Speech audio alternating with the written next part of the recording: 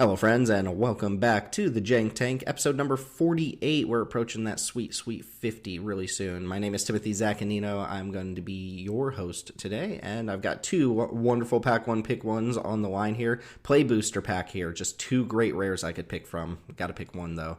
We got, on one hand, Teld taking the rare slot, and then we also have Daneelius here with the wild card slot, taking the place of a common in the pack, so... got to settle on one of them. Not sure who it's going to be, but for now, I guess I'll just invite both of you along. And Daneelius, you're taking the place of Chris today. This is a Tim situation. I am moving across the country, if I haven't already mentioned it on the podcast before, and I'm trying to get an episode recorded ahead of time, and due to scheduling and all this riffraff and stuff, we've got Daneelius on to talk some peasant stuff, so this is going to be a mainline peasant cube, whereas Daneelius is usually on the bonus content stuff, and Daneelius, it's wild here on the mainline episodes, let me tell you, so, gentlemen. It's just welcome. Great to be wanted. just this once. Don't get used to it. How are we doing? We just had a big spiel about Final Fantasy where Daneelius basically told us that battle menu is the best card in the set, and we're wrong if we don't take it pack one pick one. But how are we doing otherwise? Oh, we're doing good. It's a good weekend. Final Fantasy's great. The Pro Tour is fun. Yeah. Excited to be here. Where am I? What's happening? Yeah, I wasn't really prepared for Daneelius to start to try to sell me on stolen uniform being a top tier blue common or uncommon. He didn't actually do that. No, he didn't. The data is clear. He also, just to be clear, he did not try to convince us to pack one pick one battle menu. But apparently the data is really nice to that card from Retail Limited. Stolen uniform also front runner for my Chains of Mephistopheles award this year, because Jesus Christ, when you read that card, it's like, what? Did you get bonus points on that for being unplayably bad? Well, the problem is I usually want to give the Chains of Mephistopheles award to a card that's actually cubable and hard to understand, rather than a card that you just wouldn't play, because cards like that don't get played anyway. But it's a front runner for me. I don't know if there have been any other egregious Chains of Mephistopheles cards this year. Maybe some of the double face cards. Who knows? Triple Triad, it took us a couple of reads to figure out what that card was doing the first time. Sure. Somebody resolved that against me the other day, and it was like they kept hitting my creatures, and I kept drawing ice magics and bouncing my creatures back to my hand. It was great. Yeah, we'll talk a little bit Final Fantasy here in a second, actually, because we're going to do a single card discussion, which, Daneelius, you don't get to participate in the single card discussions too often, though I guess whenever we have you on, we talk about a lot of cards, so it might not actually make too much of a difference. But before we get into that, first off, I wanted to give a couple shout-outs. I meant to do this on the last episode, and I didn't. First shout-out goes to Fullerine. Man has many names on Discord, but Fuller is the latest admin that we've added to the Jank Diver Gaming team, and we're just happy to have him. He's been a very pleasant player to have around, and a very skilled player, which is that sweet spot for admin where you've got a lot to contribute to the actual gameplay, but you're also just kind of like a pleasant human being to be around and talk to and discuss strategy with. So welcome to the team Fuller, who's almost assuredly listening to this right now. And then I also wanted to shout out Carbon, a member. He's been with us. When did Karlov Manor come out? Last February or something like that, like 2024 or something like that. Carbon is a member that I met at an LGS and invited to the group, and he's been one of the mainstays, and we went out and played pre-release together. He lives like 20 minutes up the road from me. We went and played some pre-releases together. He went 7-1 on the weekend across 2 events, and stomped me along the way as well, which was a little bit embarrassing. So I had to give up the mantle of owner of Jank Diver Gaming to him. So he's the owner now. But it was just fun to have a Jank Diver come out, talk with them, see them in person and stuff like that. So that was a good time as well. And congrats for basically taking down both events like side by side. That was sweet. Before we get into our single card discussion, I do want to remind everybody the best way to support Jank Diver Gaming and the Jank Tank podcast is to join our Discord server, come draft with us and give us your feedback. It's a great place to hang out with like-minded individuals and talk about Cube, Final Fantasy Retail Limited, all of the Edge of Eternity spoilers that came out a couple days ago, stuff like that, all things magic. You can find links to our Discord server wherever you're listening to this podcast, and we host tons of scheduled events throughout the week, including our Peasant Cube on Saturday nights, the mainline Jank Diver Cube on Sunday nights, F&M style drafts on Fridays where our players vote on a cube to play, as well as various guest cubes created by members of our server throughout the week. So there's always plenty to do. And you can find our socials on Twitter at Jank Gaming, where I spend less and less time today because Twitter is just a cesspool of nonsense right now. YouTube.com/Jank Gaming, where Teld and myself both put up videos that weren't just podcast videos. Teld put up the Peasant, like the truncated Peasant review of the changes we made to the Jank Gaming Peasant Cube. Good 10-11 minute read if you're curious and what's going on with our own Peasant Cube. And I put up a draft video of Final Fantasy where I murdered people with poo-poo UFO over and over again. That was a really sweet time. You can find Teld streaming on twitch.tv/TeldTalks. And Daneelius is here, so hey, check out the Daneelius Peasant All-Stars Cube on Cube Cobra that I will link down below as well. All right, a lot of housekeeping out of the way. Let's talk single card discussion, and I think we kind of landed on what from Final Fantasy could we talk about? Probably quite a bit actually, given the conversation we had before we started up the recording. But let's talk generally about the summons, where the summons have landed, and I guess pinpoint specifically Summon Fenrir as the card to discuss here, because points for Tim. This card's really good, though everybody had question marks about summons. Were they going to be good? Were they going to read better than they look? Were they going to play better than they read? Who knows? So I guess the first question to both of you, if you played a lot of the retail limited format or whether you've played these in Cube, is like, where are you at on summons in general as a card type, like creature enchantment sagas? Like, how have those stuck for you? Yeah, I think based on the conversation we had just a minute ago, me and Daneelius are probably on the same page. He may have some differentiation there, but for the most part, the summons have underperformed a little bit. They're kind of like spell effects, but you can't treat them like creatures. And so they generally read better than they actually play. With the exception being Summon Fenrir, which is like one of the best cards in the set. Yeah, I generally agree with that. I think, Summon Fat Chocobo is a good example of a card that I expected to be really good, and it's still totally solid. I think it's like a solid C, maybe even gets to C+. But generally speaking, I think the summons have been a little bit disappointing. The Summon Shiva is a good example of a blue card that I expected to be really strong. And I think it's just solid. It's fine against like a C+ level card in my mind. Summon Chocomog, I think, has ended up being a lot worse than I expected it to be, though it's hard to disentangle that from white not really doing go wide stuff outside of maybe getting a few Magitech infantries in play. So it's a little bit hard to disentangle summons as a card type versus the specific implementations, and how those interact with the set. But oh my God, Summon Fenrir is an unbelievable card. And really quickly, I know, shut your ears, Tim, because I'm going to talk about data for just a second. But I was curious. The top player data right now for Summon Fenrir is completely outrageous. And specifically, one of the things that I look at, I'm a data scientist in my day-to-day life. I pour over the data. That's the main way, honestly, that I interact with Magic these days, is 17lands.com. And one of the things that I focus in on a lot is the difference between a card's opening hand win rate and then the win rate of the decks that card gets played in. Because that gives you a really clean example of when you see this card in your opening hand, how much of an impact is it having on winning. And all the other metrics, there's a lot of different biases that you have to take into account with how you're reading them. But at the very least, that one thing is very clear. When you see this in your opening hand, how much is it improving the quality of the deck? And right now for top players, Summon Fenrir has an 8% impact on opening hands. And that's like the kind of impact that really strong one-drops have. Cards like Saz's Chocobo in this set, or other really, really strong one-drops, uncommon one-drops from previous sets. I look for an example of a 3-drop that's had that big of an opening hand impact in the last 5 years. I can't find any. And so there's a data argument to be made that this is at least the best 3-drop opening hand card of the modern era, period, for Peasant. And that was not something I was expecting coming into the format. It is, as we talked about in the set review, not as good of a top deck, because obviously there's situations where you're just not going to be able to get full value from it. But as an opening hand card, it's completely wild. But speaking of, it's IWD. I don't know. Maybe you can speak more to this, but its improvement, when you draw it, is comparable to some cards that I would consider way better late game draws, like Choco Comet. What is that? Can you just explain to because I think IWD that's improvement when drawn, right? But is that on any turn of the game? How does that? Is that actually a reliable, metric? Tim, you can continue to shut your ears for a minute. We're going to talk about data for another minute here.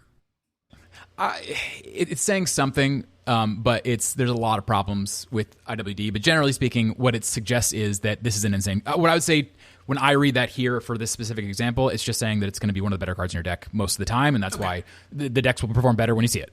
In this case, it's mostly saying that, but I would shy away, honestly, from using that metric too closely. There's a lot of reasons for it. One day I'll convince Tim to let us do a data podcast for one of these, but not today. That's okay. Tim's bound to get sick one day, and Chris will not show up, and then I'll invite you to the podcast, and we'll talk about data for you guys are free to do this. Look, I'm not anti-data. I just personally don't get a lot of enjoyment from digging through it, because everything Daneelius just said is what I said about this card during the set review. So, data.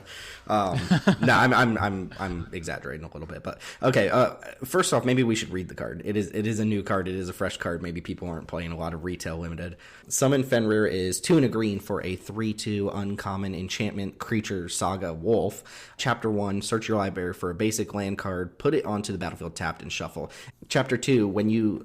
I hate the way this is worded. The next creature spell you cast this turn comes in with a +1/+1 counter on it. And then chapter 3, draw a card if you control the creature with the greatest power or tied for the greatest power. And then obviously it sacks itself on chapter 3. And just rules clarification, this came up a lot during our pre-releases. It does count itself if it is the highest power creature or tied for the highest power creature. So there's nothing but 3 power creatures on board. Summon Fenrir will draw from itself before it sacrifices itself. Just the way the chapter ability resolves. So the totality, we've discussed this in the review episode. It's pretty obvious, but the totality of this card, if it survives all the way through and you get everything off of it, is 3 mana to go get a basic land, put a +1/+1 counter on a creature you control, and draw a card, which is an insane ramp piece, right? And we're talking, not go get a forest, go get any basic land, so it fixes your mana up front. And I've played with this card a lot in situations where one of the things I like about summons is the trickiness with combat, right? There's a lot of times where I'll have Fenrir on 2, and it's about to pop the next turn, and my opponent, could just crash into me with all their creatures and incentivize a trade. And from my perspective, it's like, okay, do I trade off Fenrir and give up chapter 3, but trade it for a blocker or trade it for an attacker, get a piece of cardboard off the opponent's side of the field? And it's not always clear to me what to do with the card once it's, threatened in chapter 3 if it has an opportunity to trade in combat. And I think that's something really interesting. Mm-hmm. But then it's also like, for cube purposes, it's an enchantment. It's a creature. It gives you a bunch of value. It does a lot of fiddly things. We got reports yesterday about this card being busted with recursion. We play a lot of Eternal Witness style cards that can pick this back up and start doing the thing as well. So there's a lot going on with summons in general. To Daneelius' point about, or I Teld and Daneelius' point about summons playing slightly worse than they read, I think we should mark that with the caveat that we're talking mostly about the common summons, right? Because the mythic rare summons like Odin and Leviathan and summon Knights of Round and Bahamut and stuff like that, they're just all insane cards. So we're talking mostly about commons and uncommons when we discuss that, right? Yeah, definitely. And really, that's why I say, as a card type, I think it's still a fascinating card, and I hope they go back to it at some point. It's just the specific implementation matters a lot. Summon Fenrir is insane. Summon Esperuda or whatever is really, really niche, and even then not that good. But one cube implication for Fenrir. Turn 3 Fenrir, turn 4 Pixie it back to your hand, and you play Pixie as a 3/3, and then you can play Fenrir again, get another land, and then it gets to go again with the counter and the draw. So also the data is showing, and not that this is hard to see, again, like you've said when we were talking beforehand, you can get some of this yourself, but when you have this in your opening hand, it's just not that hard to sculpt really advantageous situations with it. That's really the whole thing, is like there's just so many ways to get value from this card that when you have it in your opener and you can really plan around it, you can kind of get all parts of the buffalo from it. When you draw off the top, it can be a lot harder to get that value, but it's still hard for it to ever be bad. It's just that in the opener, when you can really squeeze all the value from it, it can be really insane. Yeah, I also want to say that, like Tim talked about, you play the card and you have all these decisions to make, and it is true. There is min-maxing involved in this card, but the nice thing, what makes this card in particular so powerful, is it doesn't actually matter which of those selections that you pick in most cases, because they're all just really good. Trade for a card, go up a land and a counter, that's great. Draw a card, put a counter on things, that's wonderful. Like, all the different things you can do with the card are just good, even if there is some min-maxing you can do to squeak out that extra 0.1% win rate. That's a good point to bring up, because I've had a lot of situations where this is sitting on 2, and I'm like set up to draw my card next turn, and my opponent like Thunder Magics it, and I'm like, I don't get my card, but I did get the Thunder Magic out of the creature that was going to die next turn anyway. So, I mean, I can't be that unhappy about what just happened there. So, yeah, instead of a spirited companion, it was a Hectize. Like, whatever. yeah, I like that point. It almost doesn't matter what happens to the card because you get a lot of your value from it up front. So, yeah, very, very sweet. I don't. Do you guys have anything else about a summons in general or Fenrir to tack on here? Only thing I was going to say is, because we have this listed here as well for single card discussion, is Summon Choco-Mog. We talked about it a lot in the set review. And I still have some hopes for it in Cube. It is a really narrow... I think what the data is suggesting for Final Fantasy is what we talked about in the set review is really true, where it is just a narrow card. You really only want it in a go-wide space, and there's just not that much application for go-wide in Final Fantasy. Maybe white-green. Yeah, I do have a criticism of Final Fantasy, like, and this is kind of, I guess, dovetailing into something, but like, is there a reason that green-white couldn't have been maybe a go-tall counters deck? Would that have just been too much overlap with the other colors? Because I feel like if it was doing more of the Garnet stuff, like Princess Garnet, which is the 2/2 lifelinker that removes war counters to make itself bigger, it would play better with cards like Blitzball Shot. It would play better with maybe some of the summons, like the mechanics that they were doing if it played around with counters and stuff. It just felt like a weird choice to have one color go wide while it doesn't really overlap super well with anything else in the format. With like one common in the set that can make multiple bodies in green-white. Right, yeah.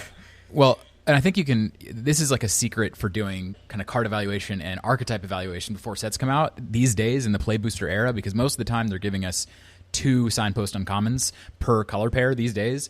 And if you look at the 2 signposts, first of all, just evaluate them on their own strength, and then evaluate whether or not they work well together.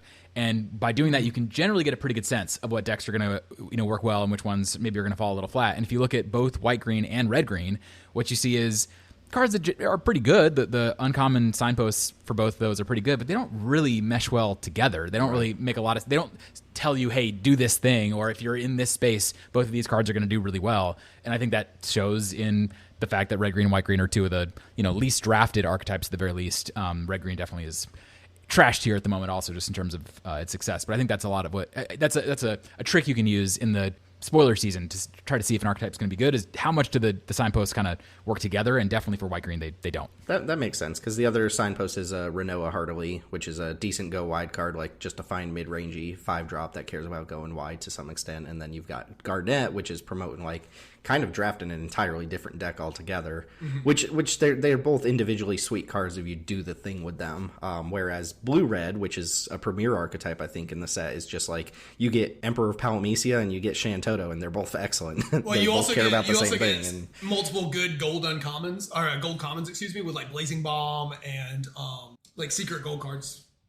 Yeah, exactly. Secret gold card. So that's a good point. I think maybe that's something worth exploring a little bit more in the future as well. But yeah, summons are cool. They're interesting. We haven't seen everything they can do yet. I agree that I would like to see them again in the future, and it doesn't feel like summon can't be used outside of the context of Final Fantasy. So maybe they find a world where it makes sense to do summons again. But that's going to go ahead and move us into our main topic. So what we're going to do today is highlight some Peasant themes that we're really excited about, or mini themes rather, that have cropped up over the last couple of years. They're kind of like mini decks in and of themselves, built around a small subset of cards that kind of pave new territory outside of the typical themes like your blue-red spells and this and that, your black-red sacrifice. So I asked Daneelius to bring a couple themes that he's interested in talking about. Again, there's going to be a caveat that Daneelius is usually coming from his own environment, as opposed to Teld and I coming from the Jank Diver Game and Peasant environment. So there's obviously tons and tons of overlap, but there are some differences fundamentally with our different cubes that makes it so that something Teld and I are talking about don't necessarily work in Daneelius's context, and vice versa. I did want to mention up front too that on the Jank Diver Cayman podcast, we do make a distinction between the term theme and the term archetype. Archetype usually refers to those big macro archetypes like aggro, control, combo, ramp, things like that, like the overarching, what is this deck trying to do? What is this deck's game plan, as opposed to theme, which is more granular and it's talking about like what individual color combinations do when combined together and stuff like that. But all that is to say that I will be using the words pretty much interchangeably. I'm going to try to use theme where I'm actually talking about a theme, but we're so used to saying archetype at this point when it comes to like retail limited and 2-color decks and stuff like that, that I'm just going to say archetype regardless. But we have 3 themes to talk about today. Daneelius is going to go ahead and kick us off with the first one. And Daneelius, I'm going to let you just kind of like tackle this however you want. I've got another theme after that one. I've kind of laid out what I want to talk about with that theme. But yeah, why don't you go ahead and kick us off with this first one and just tell us, like, you give us the elevator pitch, like why should people who are playing Peasant Cube or, you know, designing Peasant Cubes be interested in a theme like this? And, you know, what are the key cards? What is it doing? You know, how have you seen it perform? What kind of support would you like in the future? Yeah, absolutely. And one thing I'll just start with is saying I can definitely talk quite a lot about Peasant, and I'm passionate about these topics. So please feel free to jump in and offer your thoughts or tell me to shut up at times. That would be valuable. So for this first theme, this is the theme I've probably been most excited about. I've talked about it quite a lot on every set review that we've done probably over the last few months. So this is the Draw Matters theme. You can think about this as draw 2+ cards per turn mattering.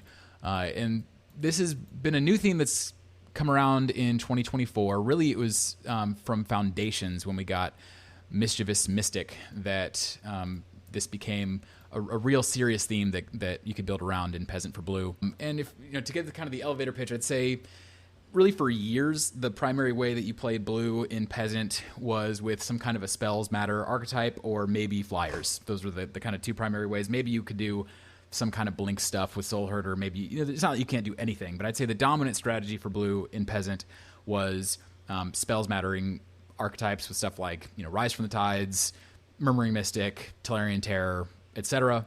And I think that we're starting to see a shift away from that sort of an archetype. Not that you can't do that still. I think that's still totally a viable strategy. But as you guys have talked about, depending on the power level of your cube, those decks I find either end up being kind of dominant if the environment tends to be a little bit slower, or they tend to be kind of unplayable if the environment tends to be a little bit faster. And there's not really much in between in my experience. Mm-hmm. And I do think that this Draw Matters theme does offer a kind of a new way of taking blue that does let blue kind of play pretty well, kind of regardless of the speed of your environment, regardless of the specific card choices you have. So specifically the 2 cards we got in 2024 that allow this to really act as a theme now are Emrakul's Messenger and Mischievous Mystic.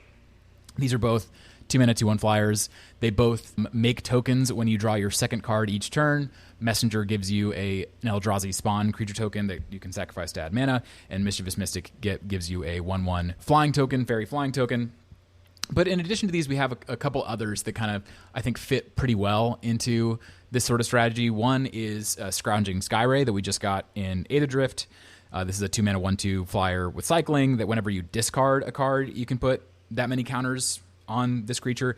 And it's important to note that because a lot of the cards in Peasant that draw cards also discard cards, and we'll get to that in just a little bit. So that can act as kind of a backup signpost for this sort of a theme. Another one is a card we just got in Dragonstorm, which is Wingblade Disciple. I was a little skeptical on this, and I know, Teld, you were very skeptical on this, just being a Windrake with upside. We found it to actually play really well. I don't think that it's as good as Mystic or Messenger, but again, kind of as a backup signpost for this sort of a strategy, we think it's worked pretty well. This is 2 and a blue for a 2/2 flyer. Whenever you cast your second spell each turn, create a 1/1 bird creature token to flying. Obviously, the triggers here are slightly different, but what we found is, generally speaking, in the decks that are trying to draw multiple cards a turn, they're also going to be pretty good at casting multiple spells per turn. So there's definitely overlap there. And yeah, this has just been an overperformer for us that we've been really happy to play in the Mischievous Mystic style decks. There's a few others. I'd say the most important one to call out is probably Containment Construct, which is the 2-mana 2/1 artifact that whenever you discard a card, you can exile it and cast it this turn. And that plays obviously really well with Skyray, but again, a lot of these cards that let you draw multiple cards per turn let you discard cards, and that can synergize really well with Construct. A few others that have fallen off fallen the wayside for me at least would be Fairy Vandal, which is kind of similar to Skyray. It's a 2-mana 1/2 flash flyer that gets counters whenever you draw your second card each turn. I think it's weaker than Skyray for multiple reasons, but it's not outrageous to play, I think, especially if you're looking to really push this synergy in your environment. One that we tried for a bit that just didn't really work out was Ominous Seas, which is a 2-mana enchantment. Also has cycling, and it says whenever you draw a card, you get to add a counter to it, and you can remove 8 counters to make an 8/8. And what we found is that that's just not really a thing that ends up happening very often. If it happened more often, I think it'd be exciting. And maybe, again, if your environment is slower, that could work out.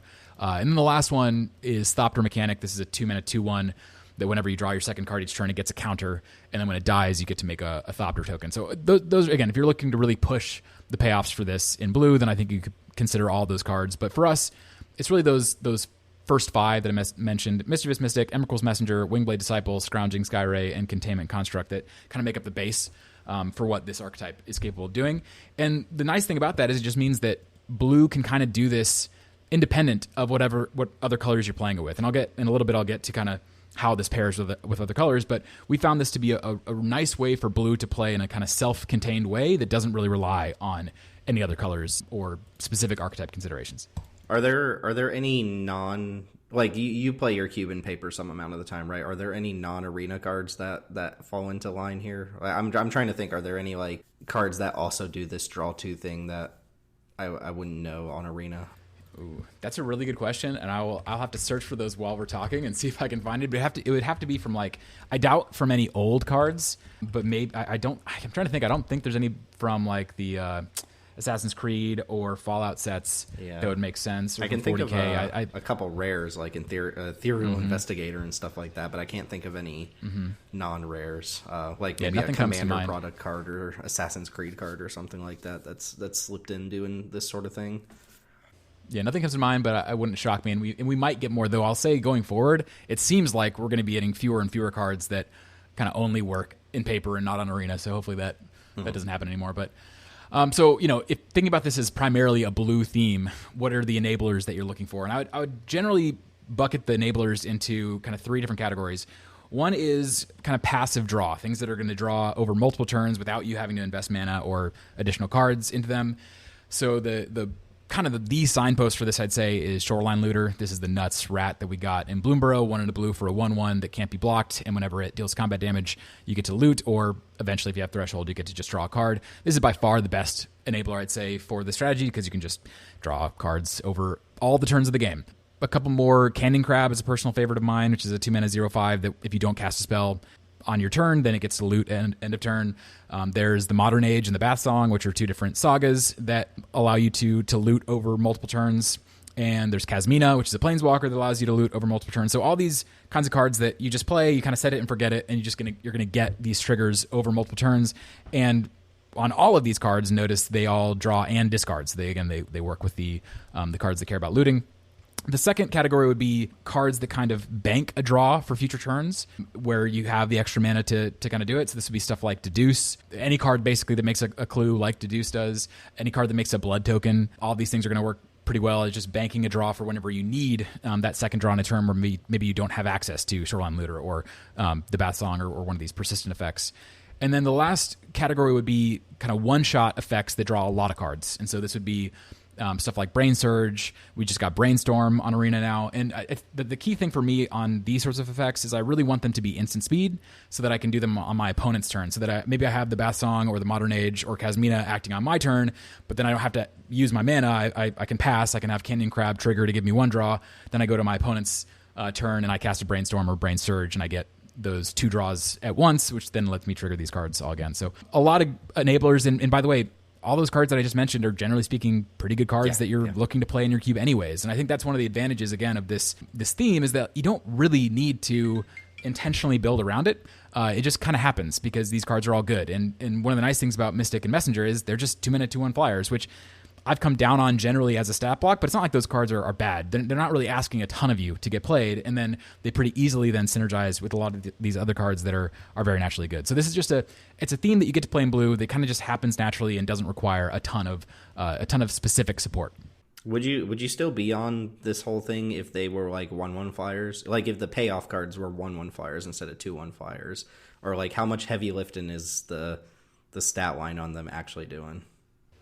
I think you could, but if I was doing that again, I would have to be thinking a lot more about, okay, how do I protect these cards? How do I plan around playing these cards that are just not that good on rate? That is, to me, what makes this, at least for my environment, so much more appealing. And one of the things that we talk about a lot is kind of environment differences between my environment and y'all's. And I think maybe the single most important environment difference isn't like speed or anything else. It's size. And at 540, which is what I'm at, it's just harder to build decks that are really super synergistic, where every single card is either an A or a B in like an A plus B synergy. And so I just have a little bit higher requirement for like the floors of my cards, and it just makes it much, much more reasonable to add these cards to my decks, because like if the whole deck isn't based on drawing 2 cards a turn, that's fine. If I have a few ways to draw cards, then Mystic's going to be a good card, and Messenger's going to be a good card. I don't need to build the whole deck around it, and that's just that is much more conducive to a larger cube size than something like a 1/1 flyer would be, which really does ask you to build around it. Sure. And you also, correct me if I'm wrong, but don't you have like explicit like flying payoffs too? So like they get some splash damage there too? Absolutely. I'm gonna get that right now because it's literally the next thing on the sorry. Tim just doing his job as a host and leading you in. Exactly. Perfect segue. So talking about how this strategy pairs with other colors, and one of the things I like about it is I do think that, at least in theory, it pairs well with at least 3 of the other colors, maybe all 4, not quite sure on the 4th yet. But so the one that's been the biggest surprise, honestly, is how well it's paired with blue-white. Now, I did cheat a little bit because I specifically added a gold card to my blue-white section to support this general theme in Prince Imrahil the Fair. This is a Lord of the Rings uncommon, white and a blue for a 2/2 that whenever you draw your second card each turn makes a 1/1 that doesn't have flying. Now, a couple notes about this. Number one, it wasn't that good of a performer in Lord of the Rings, but that was largely because white-blue just was pretty bad in Lord of the Rings. But if you looked at the data, Prince Imrahil in white-blue was insane because it's just a very good card. And you could argue that it's worse than Mystic and Messenger, and in some ways it certainly is. It's not a flyer itself. It doesn't make flyers. But there's a huge difference between this and those cards, and that it has 2 toughness. And I think you guys can attest to this fact now. It doesn't get shoved off a cliff. It doesn't get eaten by Atsakan Archer, or just the plethora of effects that we have these days that can do -1/-1. And I would say one of the major weaknesses of this strategy in general is shrivel effects, the -1/-1 to the whole team, because Mystic and Messenger are both X1s and they make X1s. And so you're potentially very weak to those sorts of effects. And the fact that you get a signpost in Prince Imrahil that doesn't immediately die to those effects is quite nice. But in addition to that, first of all, you have some other signpost options like Wrath, which lets you draw extra cards and tap your creatures to draw cards. So there's a lot of synergy here. Faithful Mending it's like a faithless looting effect basically in white-blue, but it's also an instant, so you can cast it on your opponent's turn, and it has flashback obviously, so it gives you those multiple triggers. And then Clarion Spirit, which is just Wingblade Disciple, but 1 mana cheaper and doesn't have flying naturally. So there are Corey Steelcutter, uncommon. Exactly. So there's a number of cards that I think kind of naturally synergize in this space. And then one of the nice things is white is the best color at paying you off for going wide. And so, think about Requisition Raid in this space, or any sort of card like Case of the Runaway Train or whatever it's called. There we go, Gateway Express, yeah. That bumps your team. That was very close. Neighborhood Guardian, any of these sorts of effects that incentivize you to go wide. But then there's also the flying specific synergies. So I do play like Empyrean Eagle in my environment, not because I'm necessarily trying to create a white-blue flyers deck, but just because white and blue will naturally have a lot of flyers, and Eagle works really well in those sorts of decks, and obviously Eagle with Mischievous Mystic is really insane. So white-blue has been maybe the best place where this synergy or theme has shown up, just because there's a lot of natural synergies with going wide, making tokens, making flyers, and then also there are a few specific gold signposts that work really, really well. Total aside here, because you've got deck lists here. Actually, are first off, are these all like trophy deck lists, or are these just deck lists that people? These are either trophies or Sweet 2/1s. Okay. I noticed Marauding Sphinx sitting up here. Is that a card you like? That's the Spur Sphinx from OTJ, right? The 3/5 mercenary. Yeah, that card's great. Whatever. Yeah, 3/5 Ward 2, and whenever you commit a crime, it surveils 2, I want to say. I was recommended that card by a different cube creator in a different Discord, and I was very skeptical. In general, I'm pretty skeptical about big dumb things that don't have ETBs. It's been awesome. It's definitely been one of the better expensive cards in the cube since we added it, and it's basically just an always play in blue for us. Yeah, we actually played that card in, me and Fletcher had a standard cube that we worked on a lot last year, and that card actually sneakily ended up being one of the better finishers in like the blue mid-range control decks, which was kind of unexpected because that's a cube that included some decently powerful rares, not the most powerful, but that card overperformed a lot. I do think it's very good. It's got a massive butt. It's got ward. It has vigilance. So it just comes down and it's really hard to deal with, and it definitely stabilizes you. And then it just starts, sculpting your draws. It's been really, really strong. And we play it in this style of deck and in any style blue deck, honestly. Cool. Yeah, that might be something we need to reconsider. It stands out to me because it feels like the type of card that I would expect you to not be super high on. But. Agreed. I was not on it. I had to be convinced, and the first time we ran it, it was like, oh, this card's nuts. I'm hyperbolic a lot. It is worth the 5 mana that you put into it, which is saying a lot. I think as soon as something crosses that bar, someone's going to call a card nuts. There you go, yeah. All right, so really briefly, black was the color pair I assumed. Honestly, this would be by far the most natural home for this blue draw synergy, and it's still definitely solid here. But black gives a few things. Number one, it gives a couple more kind of payoffs. One is Sneaky Snacker, the 2-mana 2/1 flyer that comes back to the battlefield from your graveyard tapped whenever you draw your third card in a turn. And then there's Mindless Conscription, which is the 3-mana enchantment that amasses 3 whenever you draw your third card in a turn. Those cards specifically are going to work really well with stuff like the Bath Song, with Brain Surge, with Brainstorm, things that give you that extra draw. They also work really nicely with black's draw 2 effects. So black has stuff like Deadly Dispute, Pointed Discussion, etc. that can draw multiple cards, potentially 3 cards in a turn, and specifically Sneaky Snacker with Deadly Dispute. And this came up in an MH3 draft, I think, with Eviscerator's Insight, I want to say is the card, but a card that lets you sacrifice your creature and then immediately draw 2 cards. The way that the rules work there, you just get to immediately return Snacker if it was the thing that you sacrificed to it. So there's a lot of natural synergy there. And then one of the nice things to call out here is Morbid Opportunist, which works incredibly well with Emrakul's Messenger, because Messenger gives you creatures that sacrifice themselves, and then again you get to then draw cards off the Opportunist, which then make you more Eldrazi spawns. There's kind of an infinite engine there. Yeah, that's the Yawgmoth thing that we saw in the mainline cube when we had Emrakul's Messenger and we had Yawgmoth in for a while. Both cards we don't play anymore, but that's a very similar sacker things to draw cards, which then make more things. It just turns out Yawgmoth's actually killing your opponent's creatures while it does it too. But the peasant version. They got cut for different reasons. Yawgmoth is broken, and the Messenger got cut so we could upgrade it to Mischievous Mystic. Right. But interesting you pull it out there, because that's the same exact thing we saw going on. Blue-black sacrifice. Okay. Mm-hmm. And the reason why I think the blue-white has probably been more successful with this strategy in my environment is because my environment, generally speaking, does reward being assertive more. And I do think that the blue-black version of this is going to be, generally speaking, grindier, because you are sacrificing your stuff more. You're leaning more heavily on interaction, on a removal. But I will say that this is a blue-black deck that, because of Mystic and Messenger and Disciple, gets to play a little bit more on the tempo end of the spectrum. Something to keep in mind is that you don't necessarily want to build these decks to be super long game decks, because then you're kind of giving up the fact that I have a lot of flying power in play. So just something to keep in mind. Yeah, that's all I got to say about blue black. But in general, I'll just say I'm surprised that this has not been the dominant way that people have been playing this theme. Definitely blue white has been the primary home for it, which is that's just not what I expected coming in. Blue red has been a disappointment for us in a number of ways. It's one of the worst performing decks in our environment, which I know is very different than y'all. Mm-hmm. What's cool about blue-red with this synergy specifically is how much you get to play around with looting and rummaging. And so a couple of signposts that you get access to with red. One is Improbable Alliance, which is just the 2-mana enchantment that has the same text as Mystic. Whenever you draw your second card, you get to make a 1/1 flyer. But you also get Marauding Mako, the 1/1 from Aetherdrift that has the same text as Skyray. It gets a +1/+1 counter whenever you discard a card. Containment Construct is going to play at its best in this sort of a shell. And, red offers a whole bunch of discarding. And so you get not only Faithless Looting, which is a great card in this sort of a shell, but any rummaging effect like Reckless Detective or Invasion of Mercadia, or, choose your card that rummages. There's plenty that you can have access to in your cube. But depending on how much of that you're playing, this might get a little worse in your environment.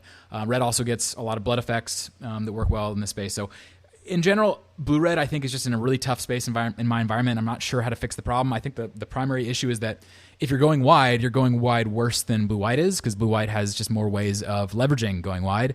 And if you're trying to do more of a controlling thing, then you're doing that probably worse than blue-black, because black just has better removal than red does. So I think that's a little bit of what's happening, is that you're just kind of doing the blue-white or the blue-black thing a little bit worse than those decks are doing it. But I certainly think that this is a fine approach. I've had some success with this archetype in my environment, so something to keep in mind. And then lastly, blue-green, and this is very much speculative. One person tried it, but it was basically a mono blue deck that was playing like 2 blue-green gold cards, so it's hardly a blue-green deck. But the idea here would be that blue-green gives you a few different signposts that are interesting. One is Oblivious Bookworm, which is a looter every turn, so it's giving that passive draw. It also gives you a couple of new cards. Kishel Skimmer is a card that can passively draw and is a flyer itself. Theoretically works well in this space. Evidence Examiner is a card that I've started playing with that can kind of give you that passive draw through clue generation. And then, blue-green in general has plenty of efficient ways to draw cards. Growth Spiral, Pawn Profit, Cantripping Creatures. There's lots of ways that blue-green can draw cards. The real question here is, like, to what end? And one thing I thought about is maybe you're playing a Peregrine Took in this space where you're making a lot of tokens and then turning that into food and then doing something with that. I'm not sure what. There's the new Quee card, whatever it's called, Queenia, from Final Fantasy, where, if you're making tokens, you're getting additional 1/1 tokens. So there's something there potentially. I think the problem that blue-green has in my environment, at least, it's the eternal problem for blue-green. It's the same problem blue-green has in retail, which is that it has the worst interaction. And in general, you always have to ask this question when you're building a blue-green deck of, like, would this have just been better as any other color pair? And I generally think that the answer is yes, if it was any other color pair, but I'm hopeful. I'm hopeful that there's something here. Yeah, we actually almost, one of the episodes we considered was talking about why blue-green struggles in Peasant, and just to take like 1 minute to kind of talk about something we might talk about in the future later. It's when you play blue-green in retail draft, typically you're using it as like a platform for multicolor splashes of bombs. But one of the goals of Peasant generally is to kind of flatten out the power level a little bit, so you don't quite have those cards that are worth splashing that will win you games on their own. And so blue-green kind of struggles with that. I think the interaction problem is lessened a little bit with cards like Unable to Scream and the one from Aether Drift. But I guess the issue with that is, one, those cards are a little weaker in Peasant, and two, they're still really good, and so other colors will take them. But we noticed in our mainline cube, once we added those cards, it made it much easier for blue-green decks to perform consistently. And then I also posted a deck. This is back from January for us, but it was a teamer deck that sort of fits in like kind of what you're talking about as a theoretical blue-green deck. This was one of our trophy decks. Yeah, this makes sense. And I do think that that's probably, if you're going to do blue-green in this space, that might be a way to do it, is actually just play kind of 3-color. And you're playing, signposts from multiple colors, maybe your Bant, maybe your teamer. And so you're just getting more of the signposts in, using like some of the green mana fixing to get that done. One other thing to note with green that I was mentioning here in the notes is that green is getting more and more, and blue-green in general, is getting more and more of these like kind of graveyard matters stuff. So you can think about Kishel Skimmer or Evidence Examiner. There's I'm not going to remember the name, but it's a spider, blue-green spider, I think from Duskmourn. No, that doesn't sound right. From earlier than Duskmourn. Spider? Yes, Vile Spawn Spider. It's like a worse version of the Brood Spawn Spider that we got in Duskmourn, but it's a 2-mana 2/3 that you can sacrifice to make a bunch of 1/1s based on your creature count in your yard. So the point there is just saying, like, if a lot of your draw is also looting, then I can imagine that playing well in like a blue-green space that cares about the graveyard. So there is something here. I just the eternal problem I have with blue-green is, why am I doing this? I should just be doing some other color. It doesn't really make sense, and I hope that's not always the case. And if it's not, it's probably going to be because of the gold cards, because we get a lot of blue-green busted gold cards these days. A few more that would play well in this sort of a space, and I think it could make sense. Hear me out. War Scale Coatl. Yeah, that is. So we didn't talk about this at the beginning, and I probably should have. So my personal opinion is that the cards that just grow based on drawing cards or doing whatever, I have a much higher bar for those cards, because if they don't have ETB effects, if they don't have some kind of a buyout like Skyray and Mako do, being cards that you can cycle themselves, they're just removal magnets, and Peasant has plenty of removal, and so you're just going to play that card and it's just going to die. They're Johnny's Pride mates that are playing on a different axis and usually start off at a worse rate, right? War Scale Coatl 3 mana 2/2. And what's that one? Clinquant, the one from the most recent core set, Foundations. It was something Clinquant. Yep. So it was like a 4 mana 1/1 flyer. Yeah, what if instead it was a 2 mana 1/1 flyer that grew? Then we can talk. Then we can talk. Yeah. So like, the nice thing about Mystic and Messenger is you just play Shoreline Looter on 2, and then you play one of these on 3, and you immediately get value. And so I think that just makes that class of card significantly better than the ones that just grow. That being said, if you're playing a lower removal environment, I can imagine maybe those kinds of cards. The other card that kind of goes in that bucket is Fairy Vandal, although I think Fairy Vandal is kind of the best in class for that effect because it has flash. So, I wouldn't be shocked to see Fairy Vandal in a cube playing with this sort of a theme. But in general, I shy away from the cards that just add counters because they just die. Yeah, well, I was being facetious. Lower scale Quaddle's a junky card. But that did bring me back to, what was it, Core Set 2021, I think, actually did this as their blue-green theme. It was like, it was less draw to, and it was more like how many cards you could draw type thing. I don't remember how it was supported or not, but there was, for example, at Rare, Jolriel Reclusive something Recluse. Mm-hmm. It was a 2 mana 1/2 in green that made a 2/2 cat whenever you drew your second card each turn. And then it had like this ridiculous activated ability that made all your creatures base XX equal to the number of cards in your hand. And it's like, okay, well, green can obviously do this sort of thing. I would like to see more of that at Peasant. Not necessarily the lower scale Quaddle type cards, but more of the object creation type thing. Like maybe something higher up the mana curve that starts spitting out 3/3s when you draw your second card each turn or something like that feels like very appropriately green. I don't know, what you would have to cost that at or anything like that, but I know there's a commander card as well that's like a 2 mana enchantment that says whenever you draw your second card each turn, you can put a land from your hand into play. I don't think that would be particularly cubable, but it is in that space as well. So this is a type of thing. Draw 2 matters is something it feels like you can just plant into any color, and I think that would be interesting place to explore a little bit more for Simic territory, though I don't remember it being a particularly important part of that core set when they did do it. Well, that's one of the reasons why I like this theme in general, is I think that if Messenger and Mystic are a sign of things to come, we're going to get more of this sort of a thing. It's an easy thing to make, like you're saying, and I think it's just, I would be surprised if it in the long run isn't at least easier to seed into your environments than a specific Spells Matter theme. Now, that being said, a lot of people love Spells Matter as a theme, and you can pry Spells Matter from their cold dead hands. So, if that's what you wanted to go with, that's totally fine. I just think that, like I was saying at the beginning, I think that ultimately, because a lot of these cards are cards you're just happy to play anyways, it's just really easy to seed this sort of a theme into your environment. Yeah. You know who absolutely loves Spells Matters? Wizards of the Coast. Yeah, the one nice thing about Spells Matters, though, is that it also is really self-enabling. Like, we have to actively cut support for that sort of archetype because it's just too easy to just, like, stumble into doing the thing. Yeah, especially if you're willing to play stuff like Revenge of the Tides or whatever it's called. We actually just cut that one. For being too good, though. For not for being too bad. For being too easily Well, that's what I was saying, that I think part of that is environment differences about speed. So it's like, in general, what I've found is that in slower environments, Spells Matter tend to be really, really strong. And then in faster environments where you can't really afford to cast a 6 mana spell that makes a bunch of tapped creatures, then it just doesn't really work at all. And I do think that this kind of fits pretty reasonably in the middle. Yeah, important difference there. Daneelius wants his matches to be over on turn 3. We want our matches to be over Always. on turn 15. We want our Magic players to play more Magic. Daneelius wants them to play less Magic. But I got to get out of here. I got things to do.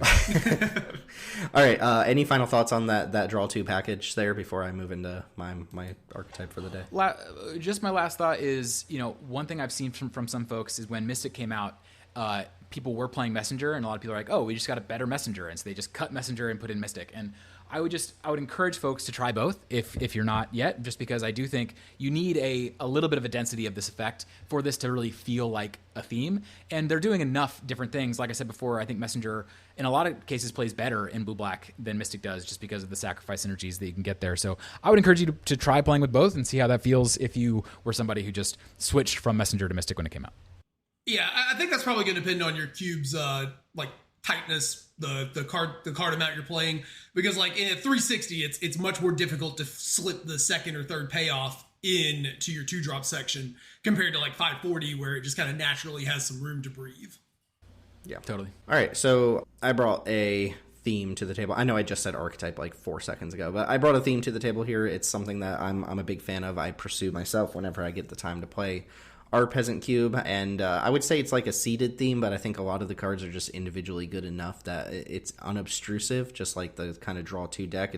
You can play these cards without having to do too much else to your cube to support them, and that theme is basically red-green Delirium, though you can put like little b there at the end and call it like Jun Delirium, because there are actually a couple decent Jun payoffs and enablers and stuff like that. And then once you get into things like Grave Break and, you know, Graveyard Matters and stuff like that, obviously like Delirium plays hand in hand with that as well. But the green-red Delirium package, you can think of this as well as like a Duskmorn block constructed kind of like archetype that you can sneak into a cube.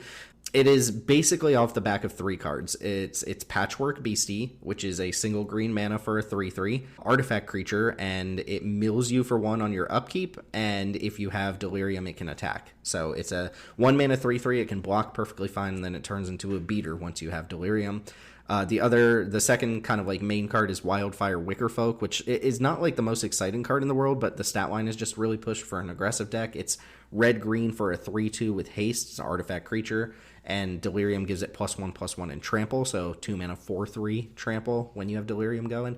And then a less important card that I'm just a huge fan of is Fear of Burning Alive, which is the 6 mana 4/4 enchantment creature that deals 4 to an opponent when it comes into play. And then if you have Delirium and you deal non-combat damage to your opponent, you also get to nug one of their creatures equal to that amount of damage, which, you know, if you have Delirium when you play this, it's deal 4 to your opponent, deal 4 to one of their creatures, and then all additional sources of non-combat damage start hitting their creatures as well, which is really sweet. You didn't see that part of the card come up that often in the retail limited format. You might see it with like Glassworks, whatever the second half of that card was called, that pinged your opponent each turn. But or if you had two Fear of Burning Alive, so you could do some really gnarly stuff. Yeah, talk about like pairing that with like, what is the card? Molten Gatekeeper style effects, you know? Enters play, deal 1 to the opponent, ping another the creature. We talked about how good pings are. I imagine that is, I haven't seen that come up yet, but I imagine it's disgusting if you do it. Yeah.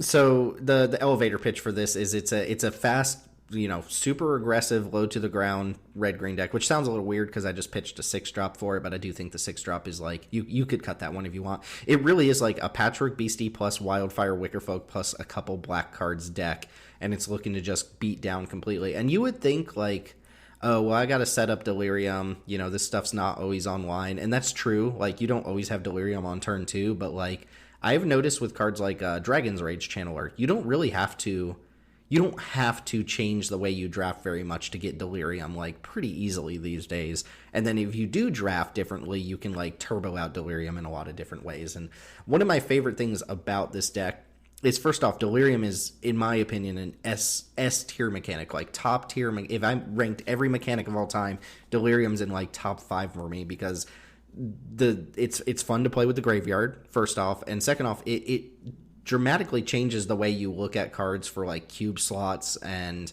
deer in a draft. I know that's like contradictory to what I just said, that you don't have to like draft towards Delirium too much, but you will take certain card types into consideration. And it's funny that Daneelius already used the term "use the whole buffalo" this episode, but like I was intending to use it here as well, because I do consider this a use the whole buffalo archetype, where suddenly, you know, cards like Twin Shot Sniper being an artifact matter for this sort of thing, or suddenly the landscapes, the MH3 landscapes really matter because they put a land in your graveyard and stuff like that. So I do find it very interesting to have mechanics that make you care about all of the text on a card, because a lot of times you don't care that something's an artifact creature or an enchantment creature or whatever. And there's just so many more of those going around. Like, look at Fenrir. Fenrir is a card that I have pegged here as like a newcomer to this archetype. It puts an enchantment and a creature in the graveyard for you while doing some other stuff. Plays perfectly in this archetype. Like, the potential curve of Patchwork Beastie into Wickerfolk into Fenrir is an incredible curve. And one of my favorite things about this deck is the opportunity for trickery that you have, because Wildfire Wickerfolk can grow at instant speed. If you can do something like cycle a land or sack a land that's sitting on board, like, that's an onboard combat trick. But if you can cycle like a Twisted Landscape, or you can, you know, channel a Twin Shot Sniper at instant speed, you might get Delirium, which is always really fun with the Wicker Folk as well. So enablers, I've already mentioned, Twin Shot Sniper, Twisted Landscape, basically anything that puts extra card types in your graveyard, which is going to include self-mill cards like Malevolent Rumble and Dredger's Insight, I think is what it's called. That one's a little awkward because the enchantment itself doesn't go to the graveyard, but it does put stuff into your graveyard. And Malevolent Rumble, like, I can't imagine there's any listener out there who's not just like on board with Malevolent Rumble being kind of like an unfair graveyard card. Card's kind of insane. Yeah, that card probably enables Delirium on its own most of the time. Yeah, because pivotally it puts a sorcery in the graveyard and then mills over 3 additional cards minus the one that you're picking up out of your graveyard. And if you have a lot of cards with multiple card types, you often can, like we do see Patchwork Beastie on 1, Malevolent Rumble on 2, attack you for 3. Like that's a thing you can totally do. So I have a lot less to say about this. This is not as much of a plug and play theme as like the Draw 2, right? So I can't give you like how this plays into a bunch of other different decks because this is kind of a deck itself. I don't think you have to go out of your way to support it. The fact that like Wicker Folk is a perfectly fine 2-drop for a color pair that tends to be aggressive already makes it appealing. Patchwork Beastie maybe could be out of place in some people's cubes if they're just not doing a lot of graveyard stuff, but part of the reason I like that card is you can also just plug that card into the green-black like graveyard decks that we play, and it's like a self-mill card, like a Molt Tender type card that fuels those strategies where you care a lot less about it becoming a 3/3 attacker and more that it's just passively filling up your graveyard. I love Beastie. I think it's fantastic. So yeah, a couple other cards that are not necessarily Delirium specific, but I do think work pretty well here. Death Bonnet Sprout, which is pretty similar to Beastie. It's a 1-mana 1/1 that mills a card at the beginning of your upkeep. It specifically requires creatures, and so there's some maybe lack of synergy here, but a lot of the creatures that you're playing in this sort of deck, like you mentioned, are also going to be enchantments or artifacts. And then when you have at least if there are 3 or more creatures in your graveyard, it turns into a 3/3 that can then eat cards from any graveyard. And if it's a creature, then it starts growing. So like those two working really well together in my mind to kind of incentivize this. You didn't put on here a couple of other Delirium cards that you might not play for like power level reasons, but DRC Dragon's Rage Channeler obviously in my mind would work pretty well in this space. Unholy Heat, if you want to go for a 1-mana spell that can eat 6/6s or whatever. Yeah, we played Unholy Heat for about 2 weeks, maybe 1 or 2 weeks, and then we were like, this is just Swords to Plowshares, isn't it?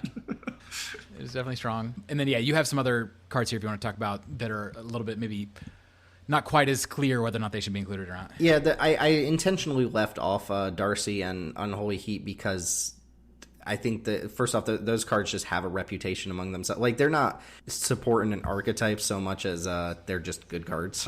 I think, but yeah, like if you're playing a Patchwork Beastie, Wicker Folk style deck, like Unholy Heat's going to be probably your best removal spell, and then Dragon's Rage Channeler is a Delirium payoff and a Delirium enabler at the same time. But like people those are known factors, so I didn't really mention them here, but that's good. I really like the Shout of Death Bonnet Sprout because that's a card that I love, but our players, like, they hated that card. They were like, why is this still in the cube? Why is this still... And it's like, play the card. The card, like, plays pretty well, I think, if you care about 1 mana is not a lot of mana. Yeah, like, don't put it in your green-white Selesnya deck. Like, put it in a deck that cares about filling up your graveyard, and it's really good there. I like cheap plays that passively continue to fill up your graveyard. It's why I'm really high on Molt Tender right now, and Patchwork Beastie is just a sweet card for that as well. So I like those types of cards.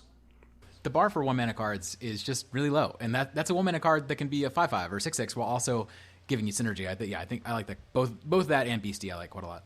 Yeah, it's always hard to tell when like cards are only getting panned because people put them in bad decks. Like I don't know, like it comes. This is actually there's a running joke in our mainline episodes with Chris about how much I dislike Ledger Shredder, but most of that has to do with watching people play it in decks that are never going to double spell. Put it in their Simic deck. Yeah.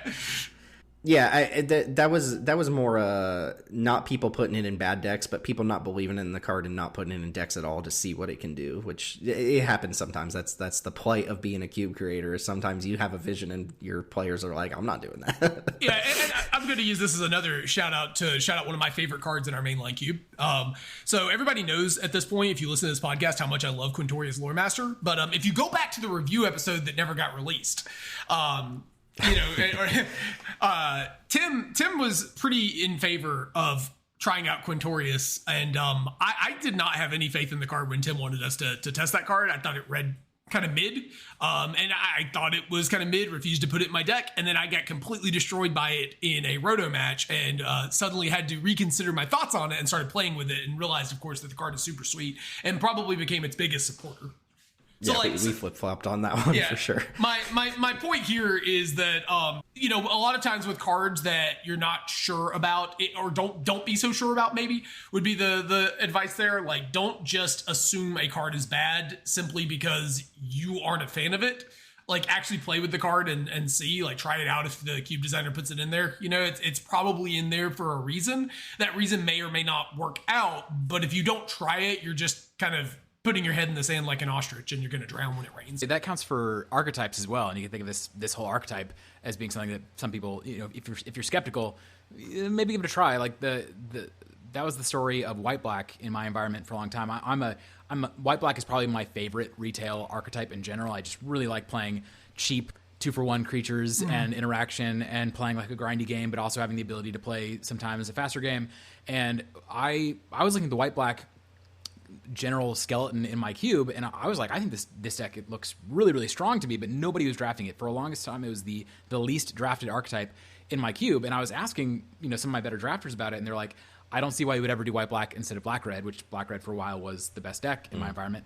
And finally, people were like, all right, we'll just try it. We'll just try it. Well, we'll see. Maybe it's good. And now it's the best deck in the environment, just because, you know, it was a thing that people just weren't doing. They just didn't see the reason to do it. And then they tried it and it's like, oh, this is cracked. So yeah, generally speaking, if it's in the cube, there's probably a good reason. You know, most people are pretty thoughtful about how they're curating their cube. So, you know, give stuff a try. I definitely feel you on that, though. Like, mine's more red, black, rock, but it's the same idea of, like, a, you know, proactive mid-range deck. Like, Blood Tithe Harvester, when I'm really trying to spike, is just everything I ever wanted in a Magic card. Not to get too deep down a whole different topic, but there's a cube curator lesson to be had there too, not just from the player perspective, but from the person designing the cube. And I've said this on the podcast multiple times, if you play your own cube a lot and you have faith in an archetype that other people are not drafting or biting on, just like, assuming you're not putting money up for stake and trying to like spike the cube, like, draft the archetype, like, draft it for yourself, draft the thing that you believe in and show people that it's worth it. And then if you like curb stomp with it, or you 2-1 3-0 and you see a lot of merit to it, maybe the people who played against you will be like, oh, I want to try that thing next time, and then like it'll kind of go from there. But like, sometimes you have to be the one to prove that the archetype that you believe in is actually, you know, worth pursuing, especially if it's something that like advertises doing work. Like, Delirium is like, you know, there's so many like individually powerful themes and archetypes that just work because the cards that you play are powerful. But if it's something that asks you to set anything up, a lot of players will be like, I'm not doing that. Why would I do that when I can just do the generically powerful stuff? And you have to kind of prove to them that, oh, if you put all these cards together and you get the Delirium package going, like, it's doing something more than the sum of its parts, and something at least equally, if not more powerful than just generic cards being put together for a different color pair.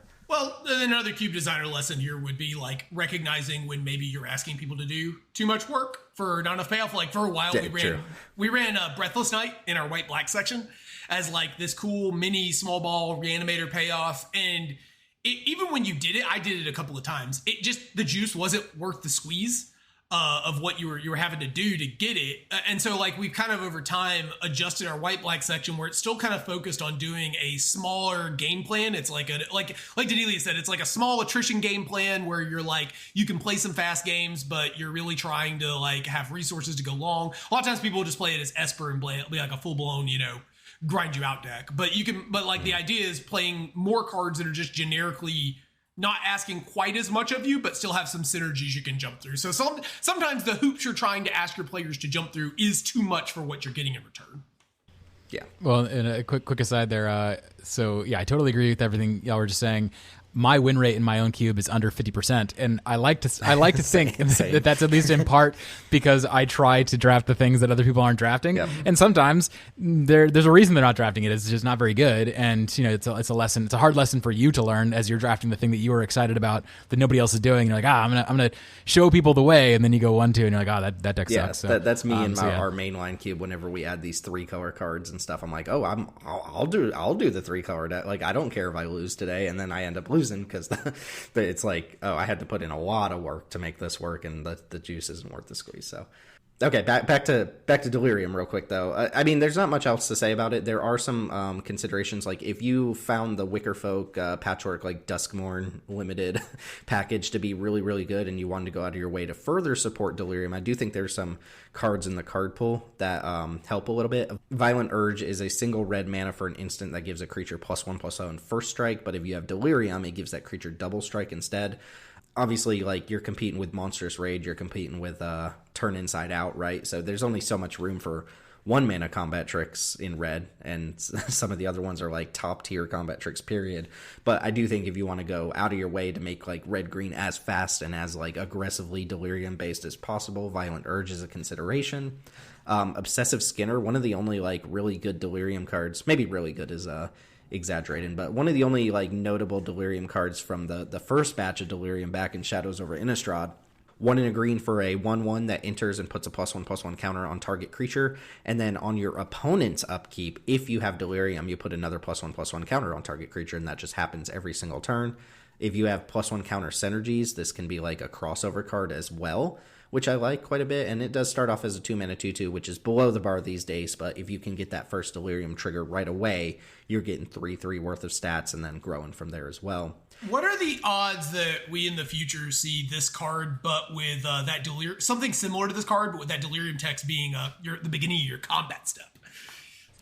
So Luminarch Aspirant, but tied behind Delirium? Yeah. You just have to do a little work to get your Luminarch Aspirant, you know? Look, I mean, anytime you take a card like that, just slap Artifact or Enchantment on it, and then boom, it's like... I mean, that's what they did in Duskmorn, right? Is like they really, really wanted Delirium to work, so they just slapped Artifact and Enchantment on like every card in the set, and Delirium just worked. It just worked. But yeah, I think there's room to buff Obsessive Skinner. It's 10 years old at this point. Like this card was really good. They already buffed it. It was a rare. They made it an uncommon. They already buffed it. No, Skinner was an uncommon that went down to common.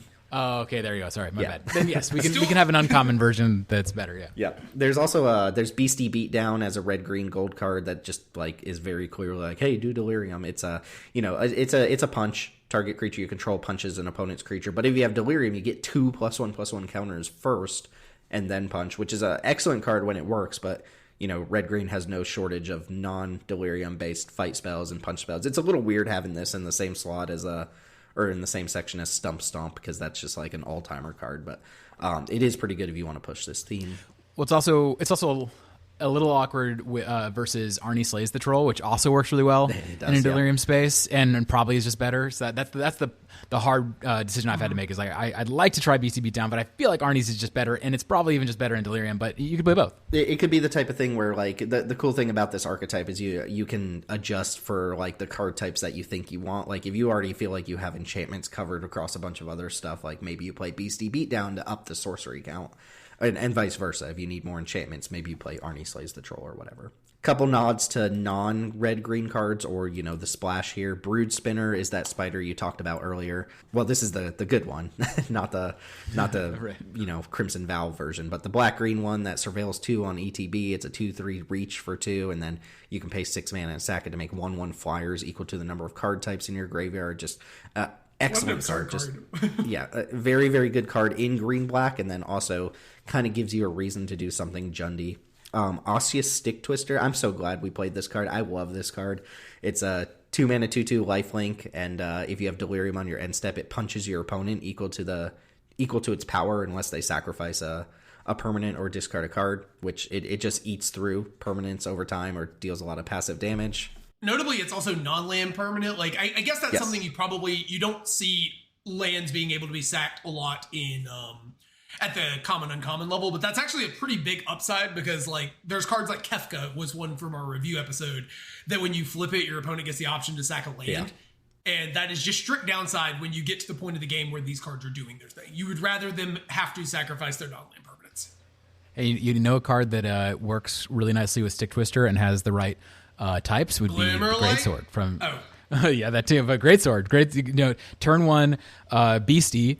Turn 2 Stick Twister, turn 3 Greatsword. Obviously, Beastie's already given you Delirium, and then you just move Greatsword over onto Stick Twister, and they take 5. You've got Delirium from BC without playing any other cards. Yeah, it just hit a 4-type card off the top. It just hit. Oh, yeah, Mishra's Bobble. Mishra's Bobble. Well, it had 2 hits, right? You had 2 hits, so you had an enchantment creator and then a land sorcery. Turn 3, sure, yeah. You a land sorcery. Yeah, land sorcery. No, you crack your Mishra's Bobble to get the artifact in the graveyard. Sure. Mishra's Bobble is great in this archetype, people. It's great in every archetype. And then this is less of a Delirium card and more of just a busted card. Prophetic Titan from MH2 is 4 blue-red for a 4/4 giant wizard. When it enters, you either deal 4 to any target, or you look at the top 4 cards and put 1 in your hand. And if you have Delirium, you just get to do both for some reason. What a dumb card. Just absolutely insane card. They did a blue-red Delirium in MH2, which didn't really pan out that well, but Prophetic Titan was crazy. So yeah. This card is going to be one of the better cards in a lot of cubes that include rares. It's just a completely unreasonable card to have around. Yeah.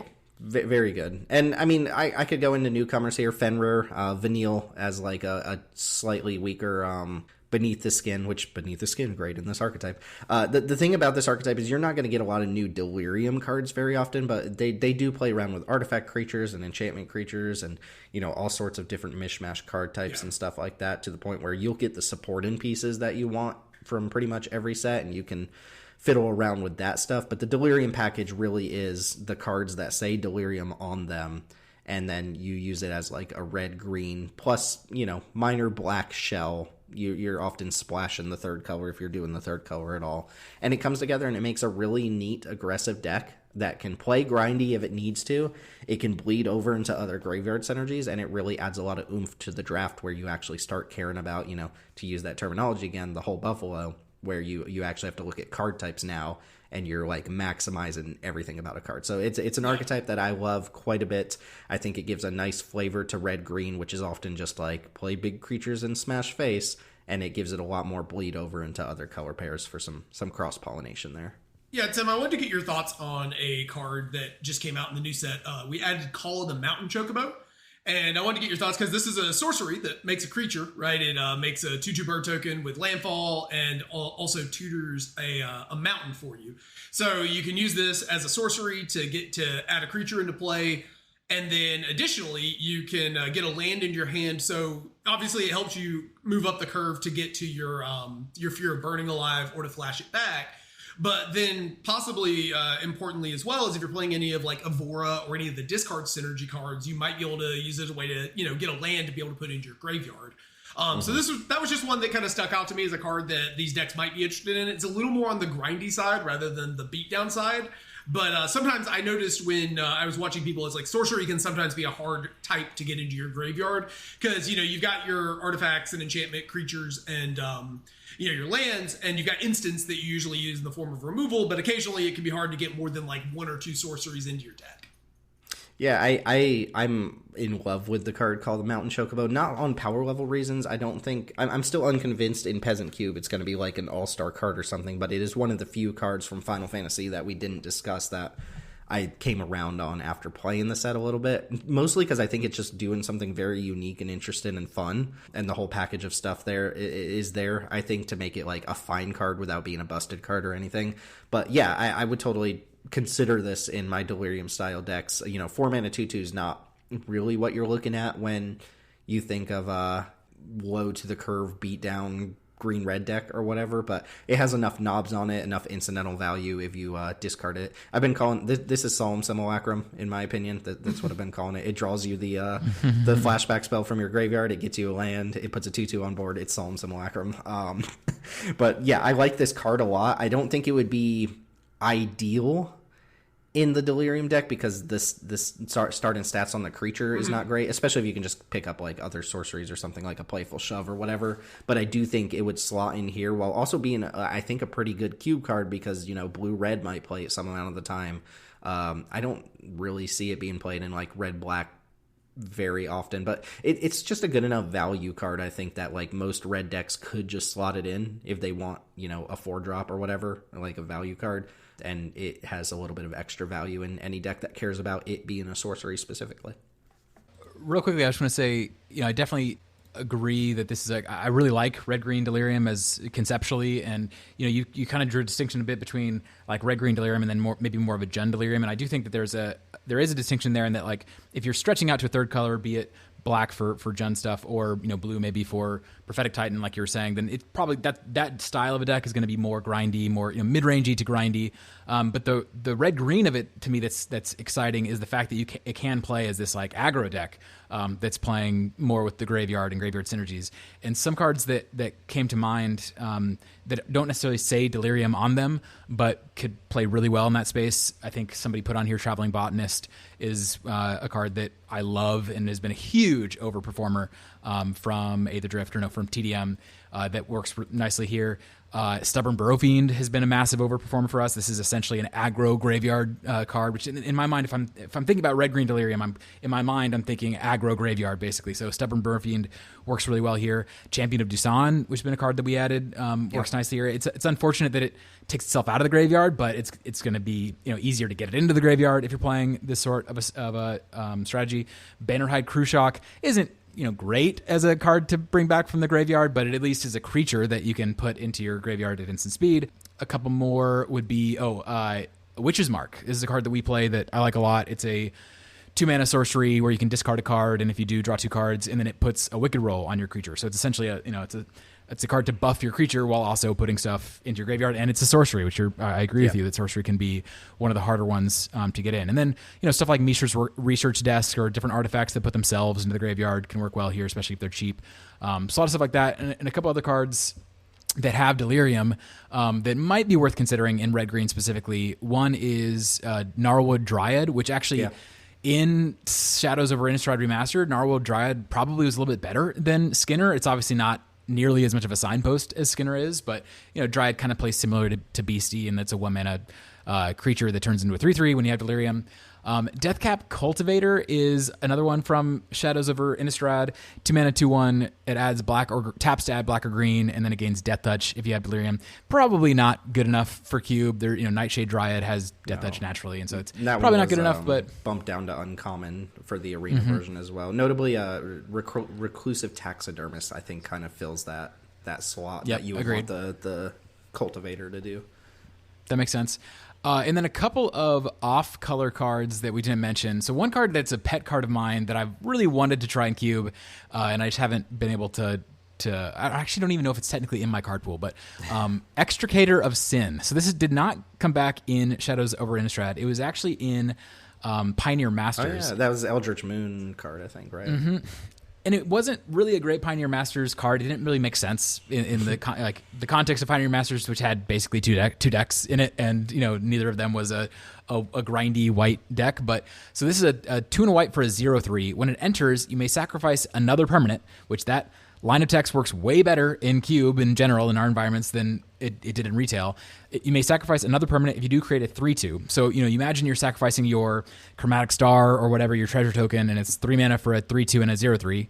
And then at the beginning of your upkeep, if you have Delirium, it flips into a 3/5 with Vigilance that you can pay 2 mana to sacrifice any creature to make another 3/2, and it gives that creature Vigilance as well. So I think that's actually potentially a pretty powerful card. And if you're looking for, you know, ways to see Delirium into multiple colors, that could be something to think about. Two blue cards with Delirium that I think are both interesting and probably don't quite get there. One is Manic Scribe, which is a 1 and a blue for a 0/3. When it enters, each opponent mills 3, and if you have Delirium, you mill your opponent for 3 at the beginning of each opponent's upkeep. Probably too slow, but this was a banger card back in its environment, which I think was Eldritch Moon. I don't quite remember. That one was Shadows. It was Shadows, okay. Yeah. And then an MH2 card, I believe it's MH2, yeah, is Scuttletide. This is 1 and a blue for an enchantment. Pay 1, discard a card, make a 0/3, and if you have Delirium, your 0/3s get +1/+1. Again, probably too weak, but there's something of interest there, especially if you're playing around with Madness or whatever else, which can also work pretty well in a Delirium space. So yeah, some other cards to keep in mind. Didn't even really think about how much they've actually used Delirium. It was a headliner mechanic in Shadows Eldritch Moon. They used it in MH2. It came back in Duskmourn, and there's some here and there cards that have slipped through as well. It's just it's an excellent mechanic. If you ever want your graveyard to matter, it's just an excellent mechanic, and it even gives you a reason to care about off-type cards like battles and planeswalkers, or Kindred. Warwind's coming back in 2026. Maybe we get Kindred cards back, and those all pump up Delirium as well in different ways. So, like, if you were doing this in paper, and you really, really wanted to push it, I could see it being the type of tiebreaker where you play like Tarfire over some other shock variant just because you want to get like a Kindred spell in or something like that. So, and then and one last potential synergy. I think in the notes you mentioned the MH3 landscapes as lands that put themselves into the graveyard. Yep. I've been playing around with more cycling lands as a way to kind of boost the draw and discard matters themes that I'm playing with, and those also they allow you to potentially get Delirium at instant speed. Something to keep in mind. Cross synergy. One other last thing here is I do like this archetype as something that also promotes single target graveyard hate. Because like we try to avoid cards that just hose your entire graveyard. But if your opponent is working on Delirium, sometimes they may only have the one card in their graveyard enabling their Delirium stuff. So you can tag it with a Cling to Dust to get rid of any Delirium bonuses they may have. And that's kind of nice because I think a lot of other cards like Rise to the Tide, for example, kind of just demand that you exile your opponent's graveyard if you want it to do anything. The single target graveyard aid isn't nearly as effective as it is against some other types of cards. Mm-hmm. Okay, Daneelius, we're going to bounce it back to you for the last one here. You got a good 30 minutes here to talk about the most busted card type in all of Magic the Gathering, which does kind of bleed over into the Delirium space. I mean, this kind of all bleeds together in some capacity, so that's Peasant Cube for you. That's the great thing about this theme is that it just kind of bleeds with everything these days. And this one probably will go a little faster than my last one. I'll try to keep it a little bit briefer. But so this last theme is Artifacts Matter, and it's a broad theme.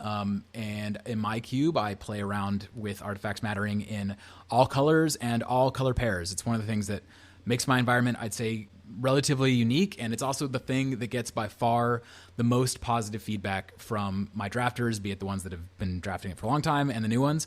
So part of what I want to try to do here is, beyond just talking about this archetype, really kind of evangelize this archetype as something that I would encourage you to try out if you're not doing it already. I know that you guys have been messing around with this in white blue specifically, and I think that's totally fine. You can do it in just one color pair if you want to, but I do think that the bones are there in Peasant for this to just be kind of a thing that sits under the surface for any color pair if you want. Sorry, go ahead. I think there's small amounts of synergy in going in every non-green color pair at the moment. Like it's not necessarily, it is settled, nestled in white blue, where that's the majority of it.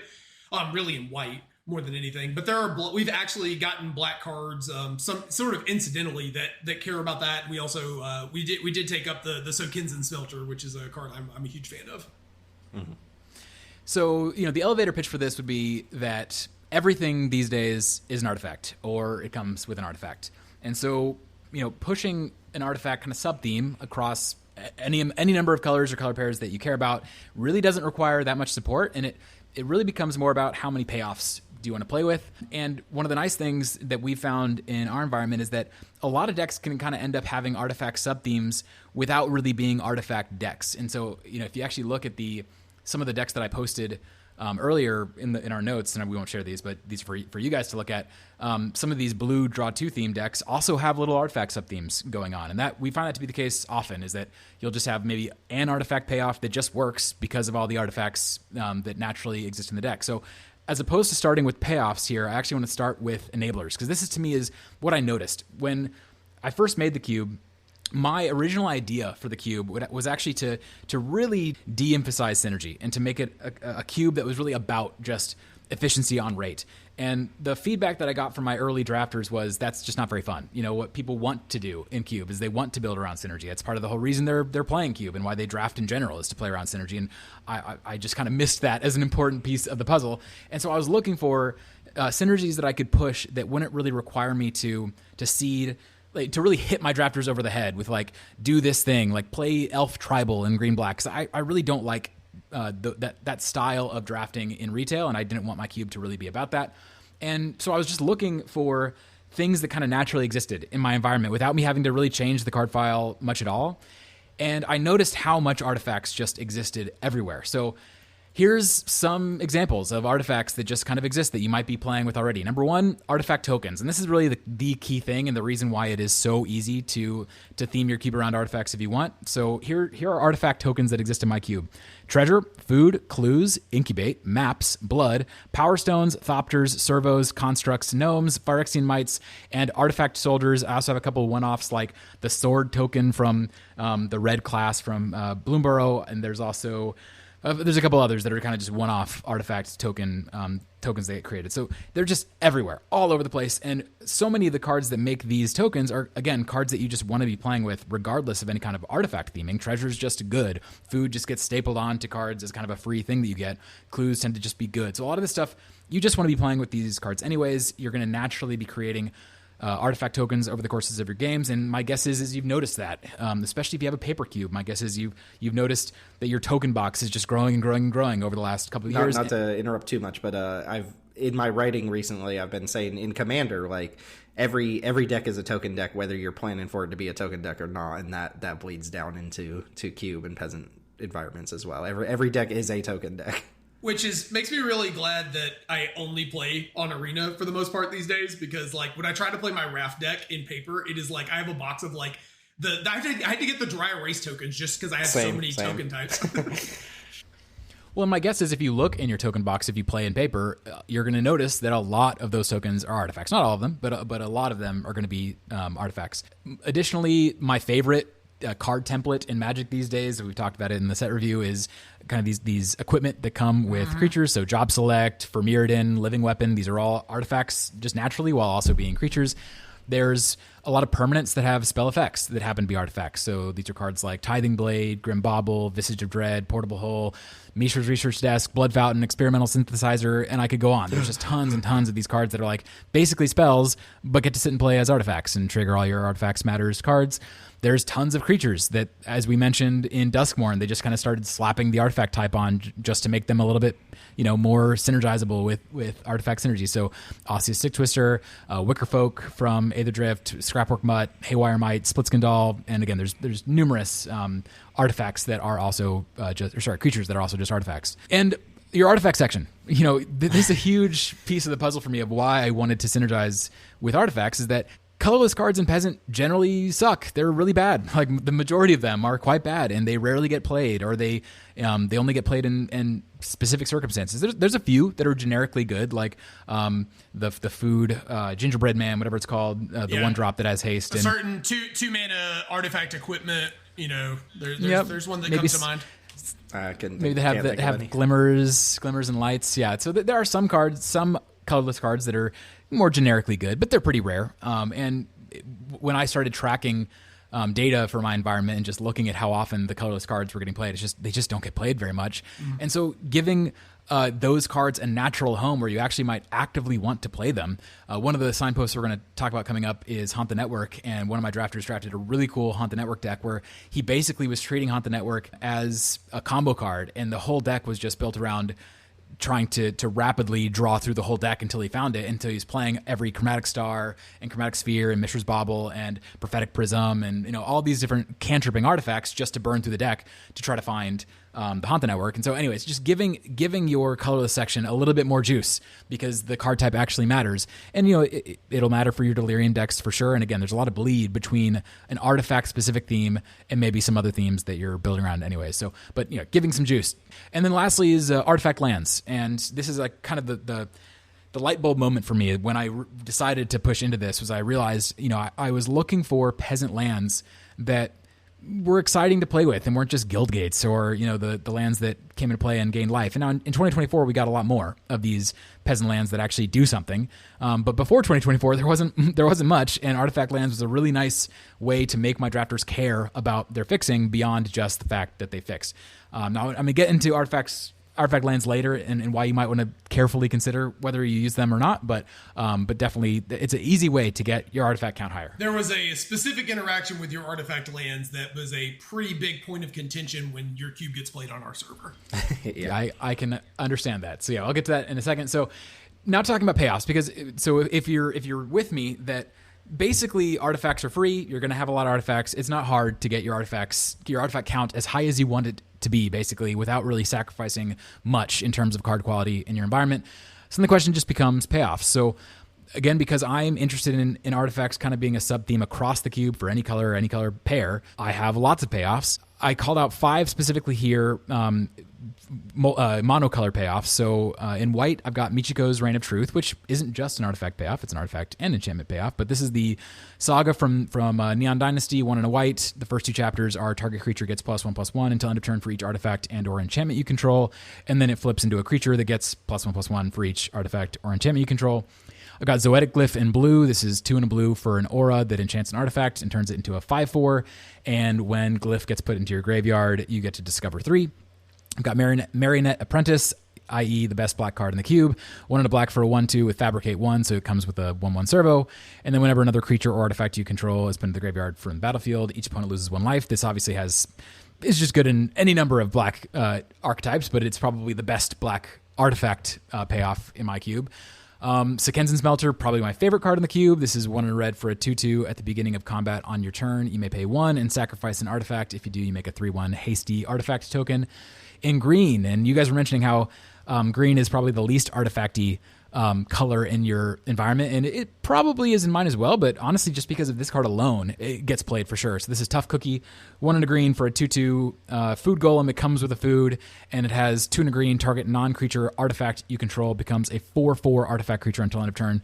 The number of times this card has ended games in our environment is very high. And there's other monocolor payoffs, but those are kind of the key ones, I would say. I did want to shout out one thing about Sekenzen Smelter, and this isn't something that works for super efficient removal environments. We play this in our NeoCube, though. There was a pretty bad MKM card called Harried Dronesmith that at the beginning of combat, you make a 1/1 Thopter token with flying, and it gains haste, and you sack it at the end step. And we actually have left this combo in our NeoCube, but if you play it with Sekenzen Smelter, you can stack the triggers such that it basically turns Harry Dronesmith into every turn you pay 1 mana to make a 3/1 haste. And if you haven't lived that, it is pretty sick. Another card, by the way, that is not available on Arena, but is maybe one of the best peasant cards, period, and works incredibly well with artifacts, is Gut, True Soul Zealot, which is the 3 mana 2/2. Stupid. Yeah, Gut's probably the good version of what I'm talking about. Yep. It's just Sekenzen Smelter, but better. Makes a 4/1 menace creature instead. Well, so we do have Gut on Arena, remember? Oh yeah, the totally slightly worse version. Yeah, slightly worse. Twice as much. It's Fairy's Band Brawler for some reason. Yeah, that's probably fair though, because Gut is an insane card. It didn't dawn on me that card was uncommon until like shortly after it was printed, and I was like, that's an unreasonable uncommon. Yep. There's a Wild West out there in paper Peasant Cube.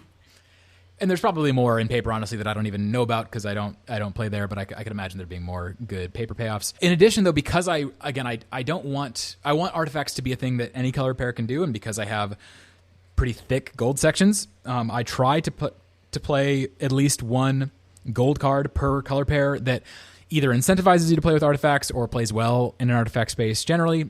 So 3 that I called out here are Haunt the Network. This is the new card we got from Aether Drift, 3 blue-black for a sorcery.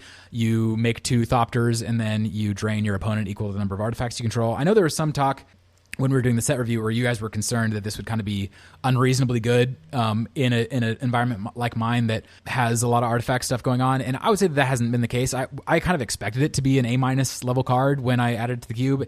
And I'd say it's more just like a B. It's like a good card. You definitely will build around it. It'll get splashed in these decks, but it's not like the be all end all. It's a good card. Definitely a good card, but it's not oppressive or anything.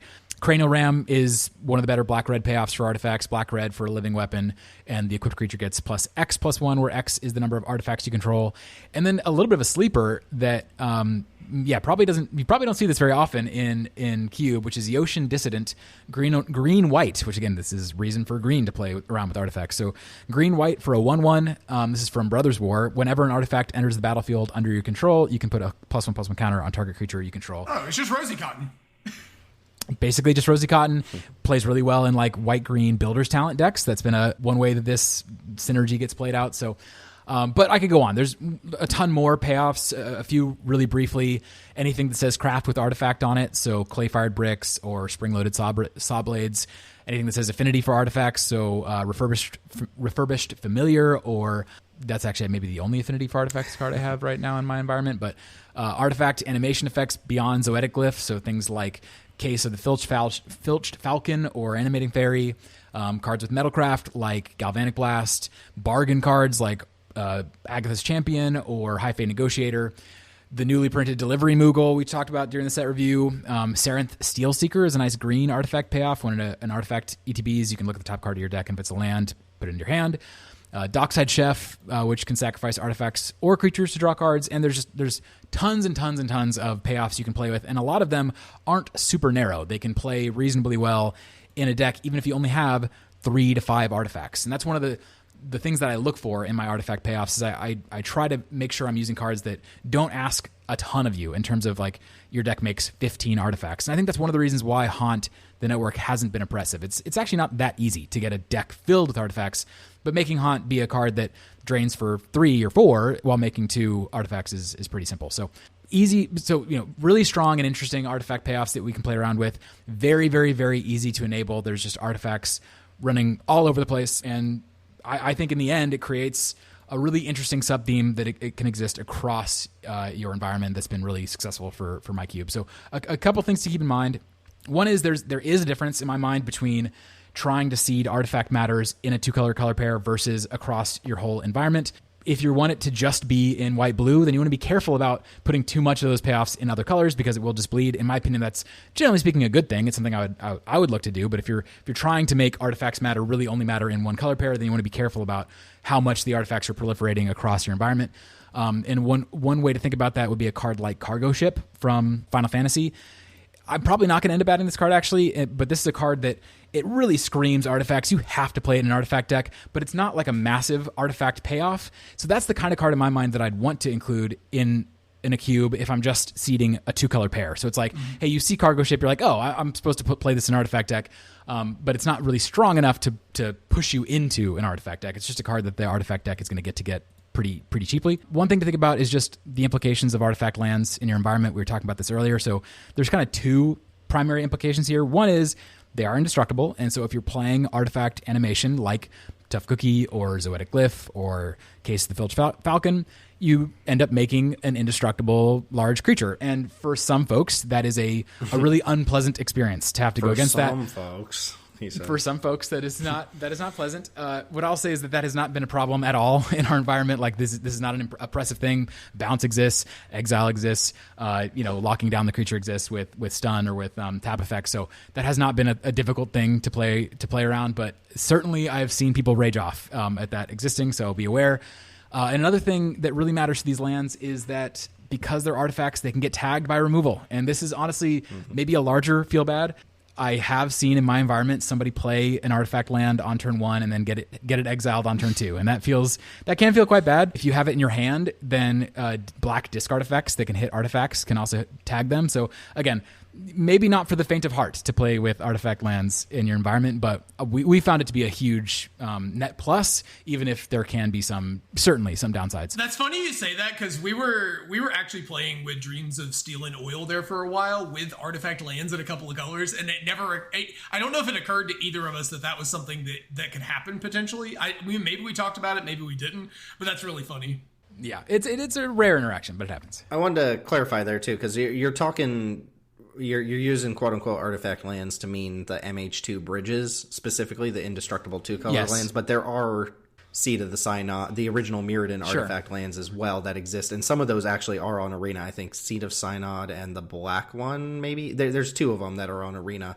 Like, is this also applying to those? Are you, like, catching those as well, or are you just basically referring to bridges only here? I'm only referring to bridges. I have a pretty high bar for monocolor lands to be in my environment. I am playing with the cycling lands right now because I think that they have wide enough application, whether it be synergizing around drawing or discarding, or just getting played as your 23rd land in your aggro deck to get a little bit more juice out of your land slots. That I think those are probably worth it.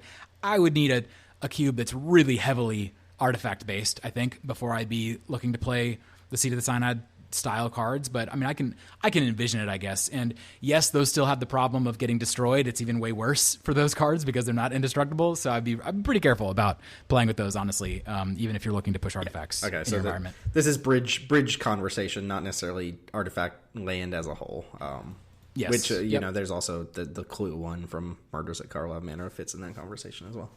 Yep, and I was playing that for a bit until I realized that it just gets naturalized, and that's like, I can't. I don't think you do that. And that kind of segues into the next part of this discussion, which is I do think you have to think about naturalized effects in your environment when you're pushing artifacts generally as a strategy. So when the artifact type is ubiquitous, it does make cards like Requisition Raid way better. And I think that there's no problem with that. Requisition Raid is the spree card from Thunder Junction that it can hit an artifact and an enchantment and add +1/+1 counters to your team. So in my environment, I would say that Requisition Raid is often a game ender because it's a 2-for-1 that then grows the whole squad and the game just ends. I don't have a problem with there being really good cards, and Requisition Raid being one of the better white cards in my cube, I think is fine, as long as people know that. But that's just something to be aware of, is that 2-for-1 naturalized effects especially are going to get way better when you have a bunch of artifacts running around. That being said, a lot of the artifacts are going to be tokens, and so removal against tokens isn't that big of a deal. So, but just something to think about, and also I would encourage folks to make sure you are playing with naturalized effects if the artifact type matters, because you want people to feel like they have play against some of these synergies and combos. We found Requisition Raid to be a little egregious for our environment, for like what we're trying to do. I get why you run it. It's very good, obviously. But in our environment, it was very frequently just like doing all of those things. But we're trying to actively seed, you know, a specific style of deck. It just didn't work quite as well in our environment as a card that felt reasonable. It was too punishing versus a deck that is not a tier 1 deck when it like comes like a tier 2 deck. It was an extremely punishing effect against a tier 2 deck while also just being an excellent card against pretty much every deck anyway. So we cut it for efficiency to try and give that deck a little bit more breathing room, but it like I would advocate for playing the card. It's an excellent card. It's a great card, yeah. Well, and a card like it is Collective Resistance that I also like quite a lot, which similarly can act as really a 3-for-1, because it can hit an artifact and an enchantment and then blank removal spell. And one of the things to just note about these cards is when people see these cards in packs, unless they're pretty experienced with your environment, they don't see them as busted cards. It took my players a while to understand that Requisition Raid is like a first pickable white card. And so that's just a thing to keep in mind is if artifacts and enchantments, but if artifacts are a major part of your environment, you might want to just let people know. It's like, hey, FYI, these cards are busted. Like, don't let them, sail around in packs. I think Collective Resistance probably is a little bit easier for people to understand it's broken because you can just look at the set symbol on it and it will tell you that it is a good card. Yep, there you go. Another thing to think about is when you're trying to seed payoffs into your environment, if you want to seed artifacts payoffs in your environment, be careful with the cards that specifically care about a card itself, not a token, but a card itself having the type equals artifact. So I'm thinking like cards like Patchwork Automaton, which I originally was excited about. It's the 2-mana 1/3, I want to say. It has Ward 2, I think. Whenever you cast an artifact, it gets a +1/+1 counter. I just assumed that this card would be awesome in my environment, and it really is not, because so many of the artifacts in my environment are tokens. They just don't, or they're lands. They're not getting cast. They're not artifacts that are being cast. So that card ended up being pretty poor, actually, in my environment. Another card I thought about a lot was kind of Ingenious Smith style effects. So there's one in blue, I think, that does this as well. This is 1 and a white for a creature. It's a 1/1, I think. And when you cast it, or when it ETBs, you can look at the top 4 cards of your library and put an artifact into your hand, and then it grows whenever you cast an artifact. A similar problem of like it needing type equals artifact is not as easy as it seems. And, at least the lands help there a little bit, but you really need to be, you got to mean it if you're playing with these cards in terms of like type equals artifact. And that's just not as easy to get done as you might think. Yeah, I think the barrier for entry there is a little bit lower with cards like Delivery Moogle and Guidelight Pathmaker, since they tutor, you don't have to have quite as many hits in your deck to still get value out of them. Agreed, totally agreed. And then, the last consideration is just really for paper environments. My cube in paper is a bear to manage because the number of tokens that I have to have is just kind of ridiculous. I could go the route of the dry erase thing. That might be a better plan, honestly. But that's just something that you have to do that these days. That's my biggest advice to people playing people playing Commanders. Like get you some dry erase markers. You need them. Yeah, it's like you can get them on it. Like you can get them for like $10-15. It's like you'll get a whole tokens or whatever. Yeah, Infinite tokens. Yeah.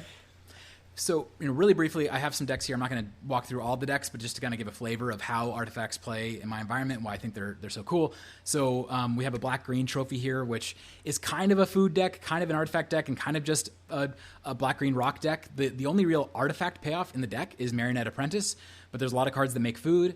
I have Trail of Crumbs as a food payoff, and you get Marionette Apprentice down on turn 2, and then you're just making food pretty easily throughout the game. You're going to deal a whole bunch of damage from that card. I've got a white-blue deck here that's using Zoetic Glyph and Case of the Filched Falcon as kind of artifact animation. But then it has Voyage Home, which is a blue-white payoff in my environment that just draws cards and has affinity for artifacts. And then it's splashing for Haunt the Network. And again, this is not a deck that makes infinite artifacts, but it makes some, and Haunt the Network is going to be a nice top-end card in this deck. I've got a white-red artifact deck here that has Sekenzen Smelter and Michiko's Reign of Truth, and then it has 8 artifacts in the whole deck, or things that make artifacts, maybe 9. So again, it's not like the whole deck is about artifacts. It's just that you don't need infinite artifacts to make Sekenzen Smelter and Michiko's Reign of Truth. Really nice cards. I found if Sekenzen Smelter pops off one time, you're pretty happy with it. And if you get any more after that, you're just kind of thrilled because it just generates a bunch of value. Agreed. And then I've got a blue-black deck here, which, again, has Zoetic Glyph and Case of the Filched Falcon, and then it has Refurbished Familiar and Marionette Apprentice. This deck is nuts, actually, as ways to pay off artifacts. But there's actually not a ton of artifacts here. Again, there's 2 bridges, there's a Stick Twister, there's a Hard Evidence, and that's basically it, like a Wicker Folk. So, it's not like there's... Again, you don't have to. A lot of these cards don't require you to really go all in on the theme for the cards to work pretty well, and that's again what I really like about them for my environment, which isn't. You're not always able to play really intensely into an A plus B synergy just because of the size of the cube. I feel like we're with these black-green food especially, I've been joking with Tim about it, but I really feel like we're one more card like Vine Reap Mentor away from me, just one more set of black-green food probably from me just trying to push for that, because I do love these little artifact fiddly synergies. They make you feel really happy when you're doing it. It's like the just triggers the little feel good in your brain, like when you're just turning food into something else, when you're getting some sort of extra value out of it, when like you said, you're hitting it with Marionette Apprentice, and now your food is kind of draining for life and stuff like that. And I think these decks are super fun to play. These synergies, especially when they aren't just every card in the cube is doing it and you have to work a little bit during the draft phase. I think this is one of my favorite things about modern Limited, is just how much all these artifacts are starting to stack on each other and be able to create little packages inside of decks. I really enjoy this. Mm-hmm. Give me my junk tokens, Wizards. Where are my junk tokens? There's also a note about blue-red. A lot of blue-red these days cares less about instants and sorcery specifically and more about non-creature spells, and there's some overlap there. Plus, occasionally blue-red will have an artifact theme like it did in Karlov Manor with Gleeman Gear Drake and the Detective Satchel and stuff like that. So, there's a different direction for people who aren't really inspired by blue-red instants and sorceries matters for their cubes. Absolutely, yeah. Like I said, I could have posted a list for every color combination caring to some degree about artifacts in my environment. And again, one of the reasons why I'm an evangelist for this is just because it is the biggest point of positive feedback that my cube gets, is that just having that be a thing. You're drafting a deck, you're kind of in 2 colors because you had some powerful cards, but you're not really feeling a synergy.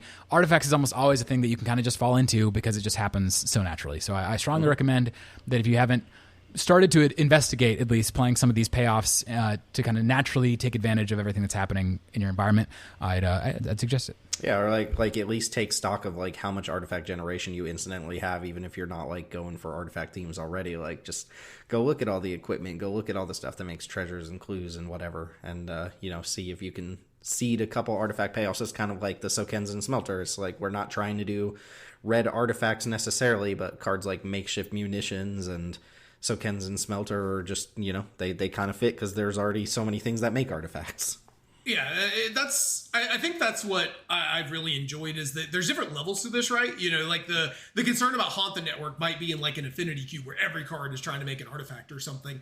But you can have very minor synergies. You can have more layered synergies. You can kind of tune this to the card pool that you're working with, to the cards you've already selected inside your cube, which is really cool. Mm-hmm.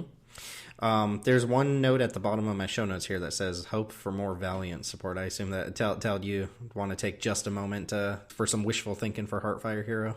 Yeah, so I mean, we were talking about what we wanted to archetypes we wanted to speak about. Like, you guys both had a bunch you really wanted to talk about, and I really didn't, because the things that I really have enjoyed doing at Peasant, Skyfishers, we're kind of getting to the point where people are over that. Everybody knows about how good they are now. And the other thing that I really enjoy doing is messing around with Heartfire Hero and the Valiant stuff. But right now, it's really the only good Valiant card. So I would like to see more of this, and obviously they don't all need to be on the level of Heartfire Hero. That card is pretty silly. But I would like to see more of that mechanic in the future, because Heroic and Valiant are so different in the way they actually play out. Like, Valiant just smoothed out all of my things that I didn't like about Heroic and makes it way more fun to play. I think this, like, getting buffed for, playing your Neighborhood Guardian, and getting buffed for doing all these little fiddly things with +1 counters and pumping effects and things like that, and finding ways to target your creatures is just really, really fun. So I would like to see them really, give us some Valiant cards that are actually cubable other than Heartfire Hero. I'd like this to be like a mini theme that you can do. I assume it'll always be centered in probably red and white. That's just kind of makes sense to me. But I do think it's something that's really enjoyable. I think it's something that I would like to see more of. And we just currently don't have the density. There's really only a couple of playable Valiant cards from Bloomburrow, unfortunately. Part of the problem, the Heartfire Hero might have hurt your chances of actually getting that, though, given how dominant it's been in limited or in constructed. But in limited, it wasn't actually that great, right? It was like a total. No, I meant to say constructed. I slipped and said yeah. Well, I do think, though, that is a struggle that they have. Is that one of the reasons I think it wasn't great in limited is they really pulled their punches on the cards that weren't Heartfire Hero and the rares, because it's a kind of mechanic that can run away with things. So I agree with you. I really hope they lean into it, because I like Heroic theoretically. It's just it's very parasitic as a mechanic for a cube, whereas Valiant isn't. So I really hope they do go back to the well. I'm concerned that they haven't really figured out how to make cards that are, in the sweet spot for strength. But they could just not slap on there that when it dies you flame rift your opponent. That would be maybe a start for a second. Like just shock your opponent or something. Like put a cap on it. Maybe, I don't know. Well, Brave Meadow Guard, the arena only card they came out with, I think is actually really cool. Maybe too good, I don't know. But it's the 2-mana 1/1 that conjures Might of the Meek into your hand, and then it has Valiant to get a counter. I think that the way you fix that's really cool for the concerns. The way you fix it is just when it dies, it deals damage equal to the number of +1 counters on it. Now you have to work out of your mind to make it bigger than like there shock. There you go, Monty. I fixed it.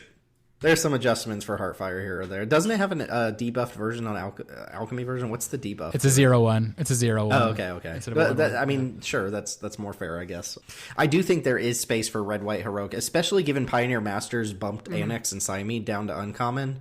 And there was a Jumpstart card as well that was like whenever you trigger Heroic, you basically impulse draw a card.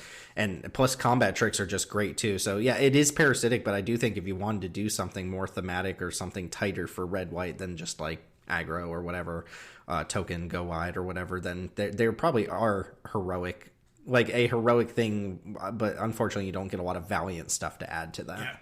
Annex and Siamede, admittedly, probably should have stayed rare. Maybe in Peasant Cube it's fine, but that card was very, very silly. In Pioneer that card was ridiculous in Pioneer. If you didn't Doomblade check it immediately, it was like, well, I could just die on next turn. Next turn. My favorite thing about it was when you Doombladed it and died anyways. That was the best part. Oh, yeah, in mid-combat, yeah. Or, yeah. There's probably space for some red-white heroic stuff. In fact, if people are already doing something like that, I'd like to hear it. There are some cards. Again, Valiant is just so much better because things like Channel and stuff will actually work with it, and equipping creature. Yeah, Valiant was just a huge improvement over Heroic. I would expect to see that more. I do think you make a fair point, though, when you say that Heartfire Hero kind of breaking constructed might make it less likely, but really, it is the second line of text on that card that is the broken part. It is not the Valiant part of that card. Yeah, it feels like if we were to get more good Valiant cards, though, they're going to be like through some sort of supplementary product, not through standard. So, speaking of pulling punches, they might be doing that with combat tricks in the future too, given that Monstrous Rage is probably going to be banned here next week. Which is again a shame, because for limited and for cube and all that sort of stuff, these kind of cards are sweet. Yeah. Okay, so yeah, three archetypes and a lot of additional conversation in there. Some talk about some Delirium stuff, some talk about draw two style deck, and some artifact centric stuff, and none of which we would consider very parasitic. Obviously, the Delirium stuff is slightly more towards the parasitic side of the gradient than the stuff that Daneelius talked about, but I would advocate for that Delirium stuff being just like perfectly slotted into green-red anyway without doing too much work. So a lot of this stuff is, as a cube designer, things you can just slot in and, you know, take consideration of to try and bolster a few strategies, add a little bit more cross-pollination to your cube and stuff like that. But that's going to go ahead and do it for us. As always, to the listener, thanks for listening, and remember that you can find us on Twitter at JankDiverGaming, YouTube.com/JankDiverGaming, or watch Teld streaming on Twitch.tv/TeldTalks, and check out the Daneelius's Peasant All-Star Cube, which will be linked down below. And hey, come give Daneelius a shout in the Discord as well. He's in there occasionally, usually around spoiler season. I start to hear a little bit more from you when which spoiler season for Edge of Eternity starts in like a week and a half or something like that, 2 weeks. We already got some previews at the Magic Con. Yeah, some exciting stuff too. I'm pretty hyped about it, mostly because I know the stuff that's following it is gonna be like dropping off a cliff for me. But yeah, looks really sweet. We'll talk more Edge of Eternity stuff in the future. To the listener, I there might be a gap between when you're listening to this episode and when the next episode comes out, given, you know, my whole move across the country, and I don't know what my recording situation is going to look like there. So bear with us if we're like a week behind on the next episode, but we'll get back to you as soon as we can. So that's going to go ahead and do it. Thanks for listening, and we will catch you all next time. Going a little long here, but I did want to do a little farewell here and ask about, did you guys hear about the new draft format that's coming to Arena, or just the new official draft format in general? Is that the 4-man pod ones where you double pick? Yeah, so they at certain Magic Cons they've been doing these things, this side event called Lightning Drafts, and they're redubbing it as Pick 2 drafts, and it's become an officially recognized format by Wizards of the Coast. So this will be available on Arena, and this will presumably be something that like occasionally LGSs will do and stuff. But the way it works is it's 4-person pods, and you pick 2 cards at a time from a draft, and that's it. And presumably, I think like you play within pod at these events, but on Arena you won't necessarily play in pod. And I wanted to poke around and see what y'all think of that. Would that interest you? What do you think like are the perks and downsides of that? And like, would you see yourself doing a pick 2 draft over, say, like just a, you know, traditional or premier draft on Arena, given the opportunity? I like it a lot. The biggest reason I like it is you don't always have 8 people to draft with. I'd say that my cube gets drafted in my environment either 6 or 8 players, and probably about equally 6 as 8 players. And it's not because we prefer team drafting. It's just because 6 is just easier to draft with than 8. We're more likely to get 6 people to show up than 8. So if this actually plays well, then I really like the idea of a 4-person draft format that, you know, again, assuming it works, where you can just play a 3-round event where you play against everybody in the pod. I think that makes a lot of sense to me. How well will it play? I don't know. I'll say that I played the 20-pack pick 2 stuff, the Commander, what was that called? Commander Masters and Commander Legends had the pick 2. Double Masters as well had a pick 2. But those were 8-person pods, though. They didn't change pod structure for those. They're 8-person pods, and they were 20-card packs. But I'll say that like it didn't really feel that different to me when I was doing it. It felt good, I'll say. I mean, it didn't feel bad at the very least. Now, so this will be different. You know, what is this? How does this change? Well, I guess if there's 4 people and you're drafting a 14-card pack, ostensibly, assuming that's mostly what we're dealing with, then you still get a wheel. There's still 3 people that get a wheel. That seems pretty relevant. That's often kind of the biggest downsides of some of these different draft formats is not getting a wheel.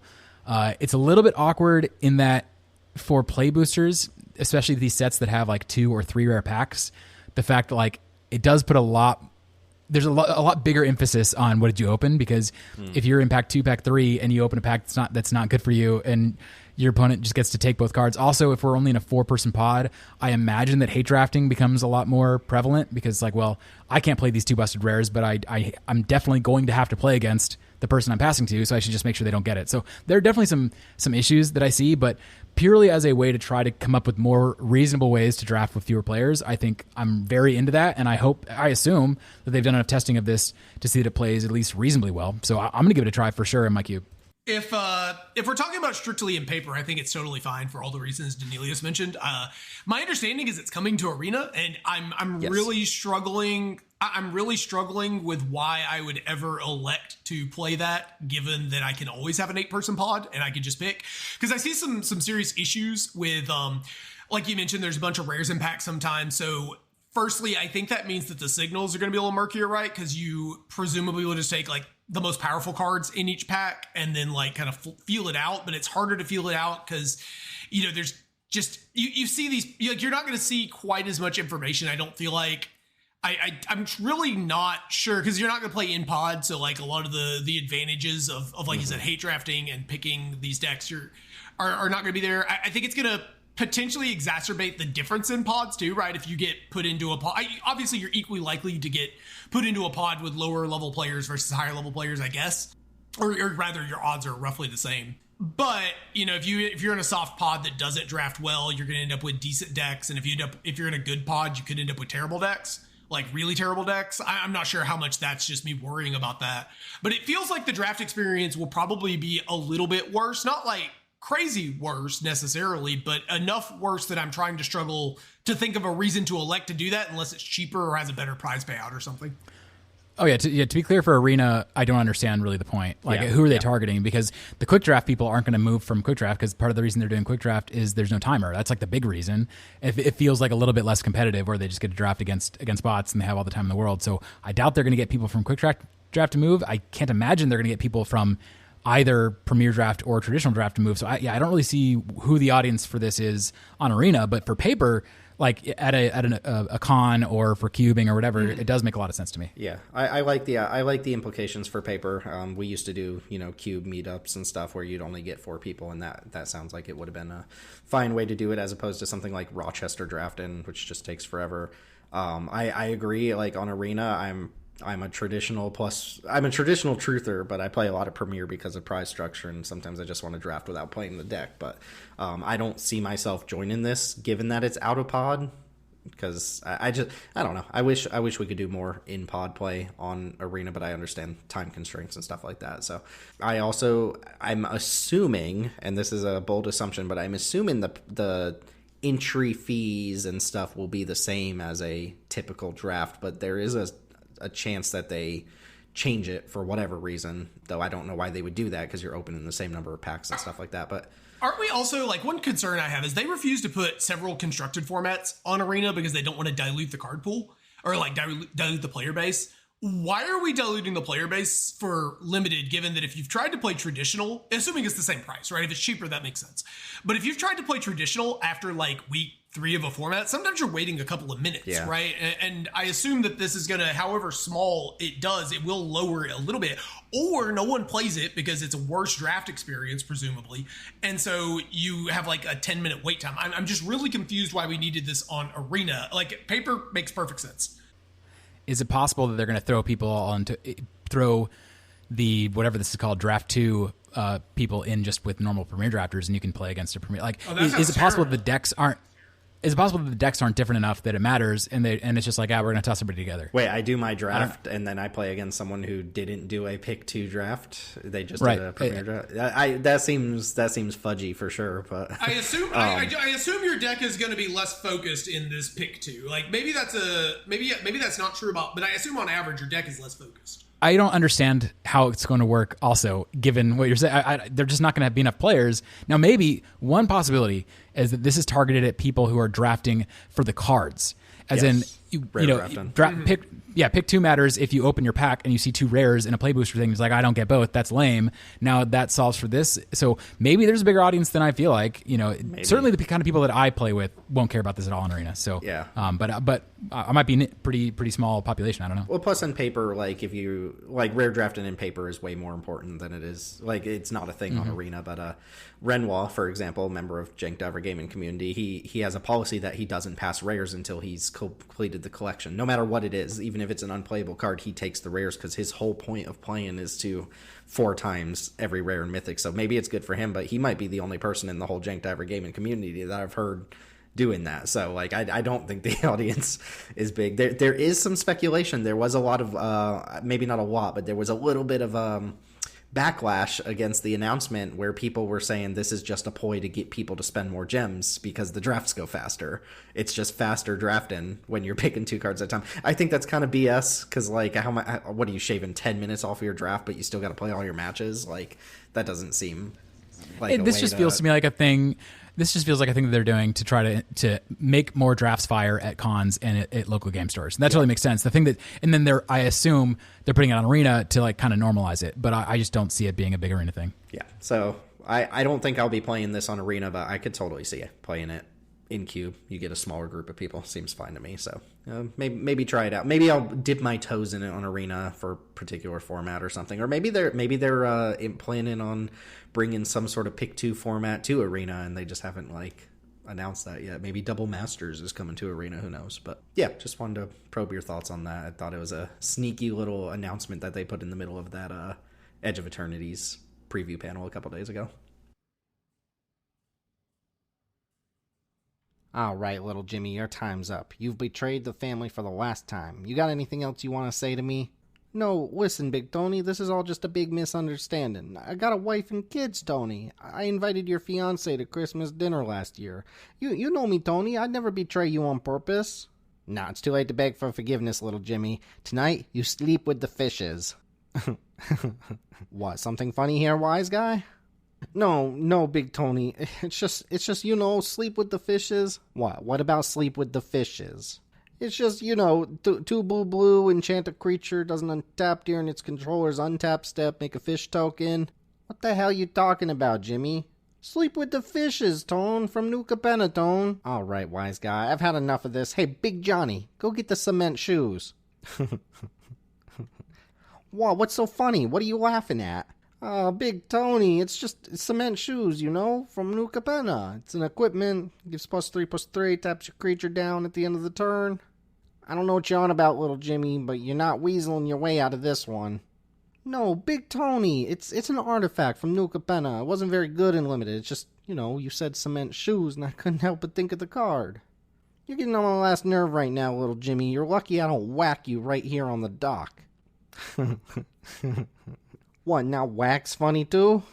No, it's not funny. I'm not laughing at you. It's just, whack from New Capenna. -4/-4, costs 3 less if it targets a white creature. Alright, listen here, Jimmy. Since you think this is all a big joke, let me spell it out straight for you. We're gonna murder you, alright? Murder. You hear me? What, you think murder's funny now too? No, there's nothing funny about murder. It's just, they printed it, and let me guess, New Capenna. They had murder in New Capenna. Yeah, Big Tony, it's actually been printed 18 times, and it came back. Oh yeah, everything's in New Capenna, huh? You think it's a joke? Everything's in New Capenna. Well, you think it's funny they got some set out there and thinks it's the Godfather making all these mobster jokes? Next you're gonna tell me they got something called an offer you can't refuse. Are you shitting me? No, they didn't really do that, did they? Yeah, actually, it's a CDH staple, Big Tony. All right, you know what? I've had enough of this. Cap this fool. All right, takes care of that sack of dead weight. Now let's slip out the back before anyone else gets here. Oh no, not you too, Big Johnny.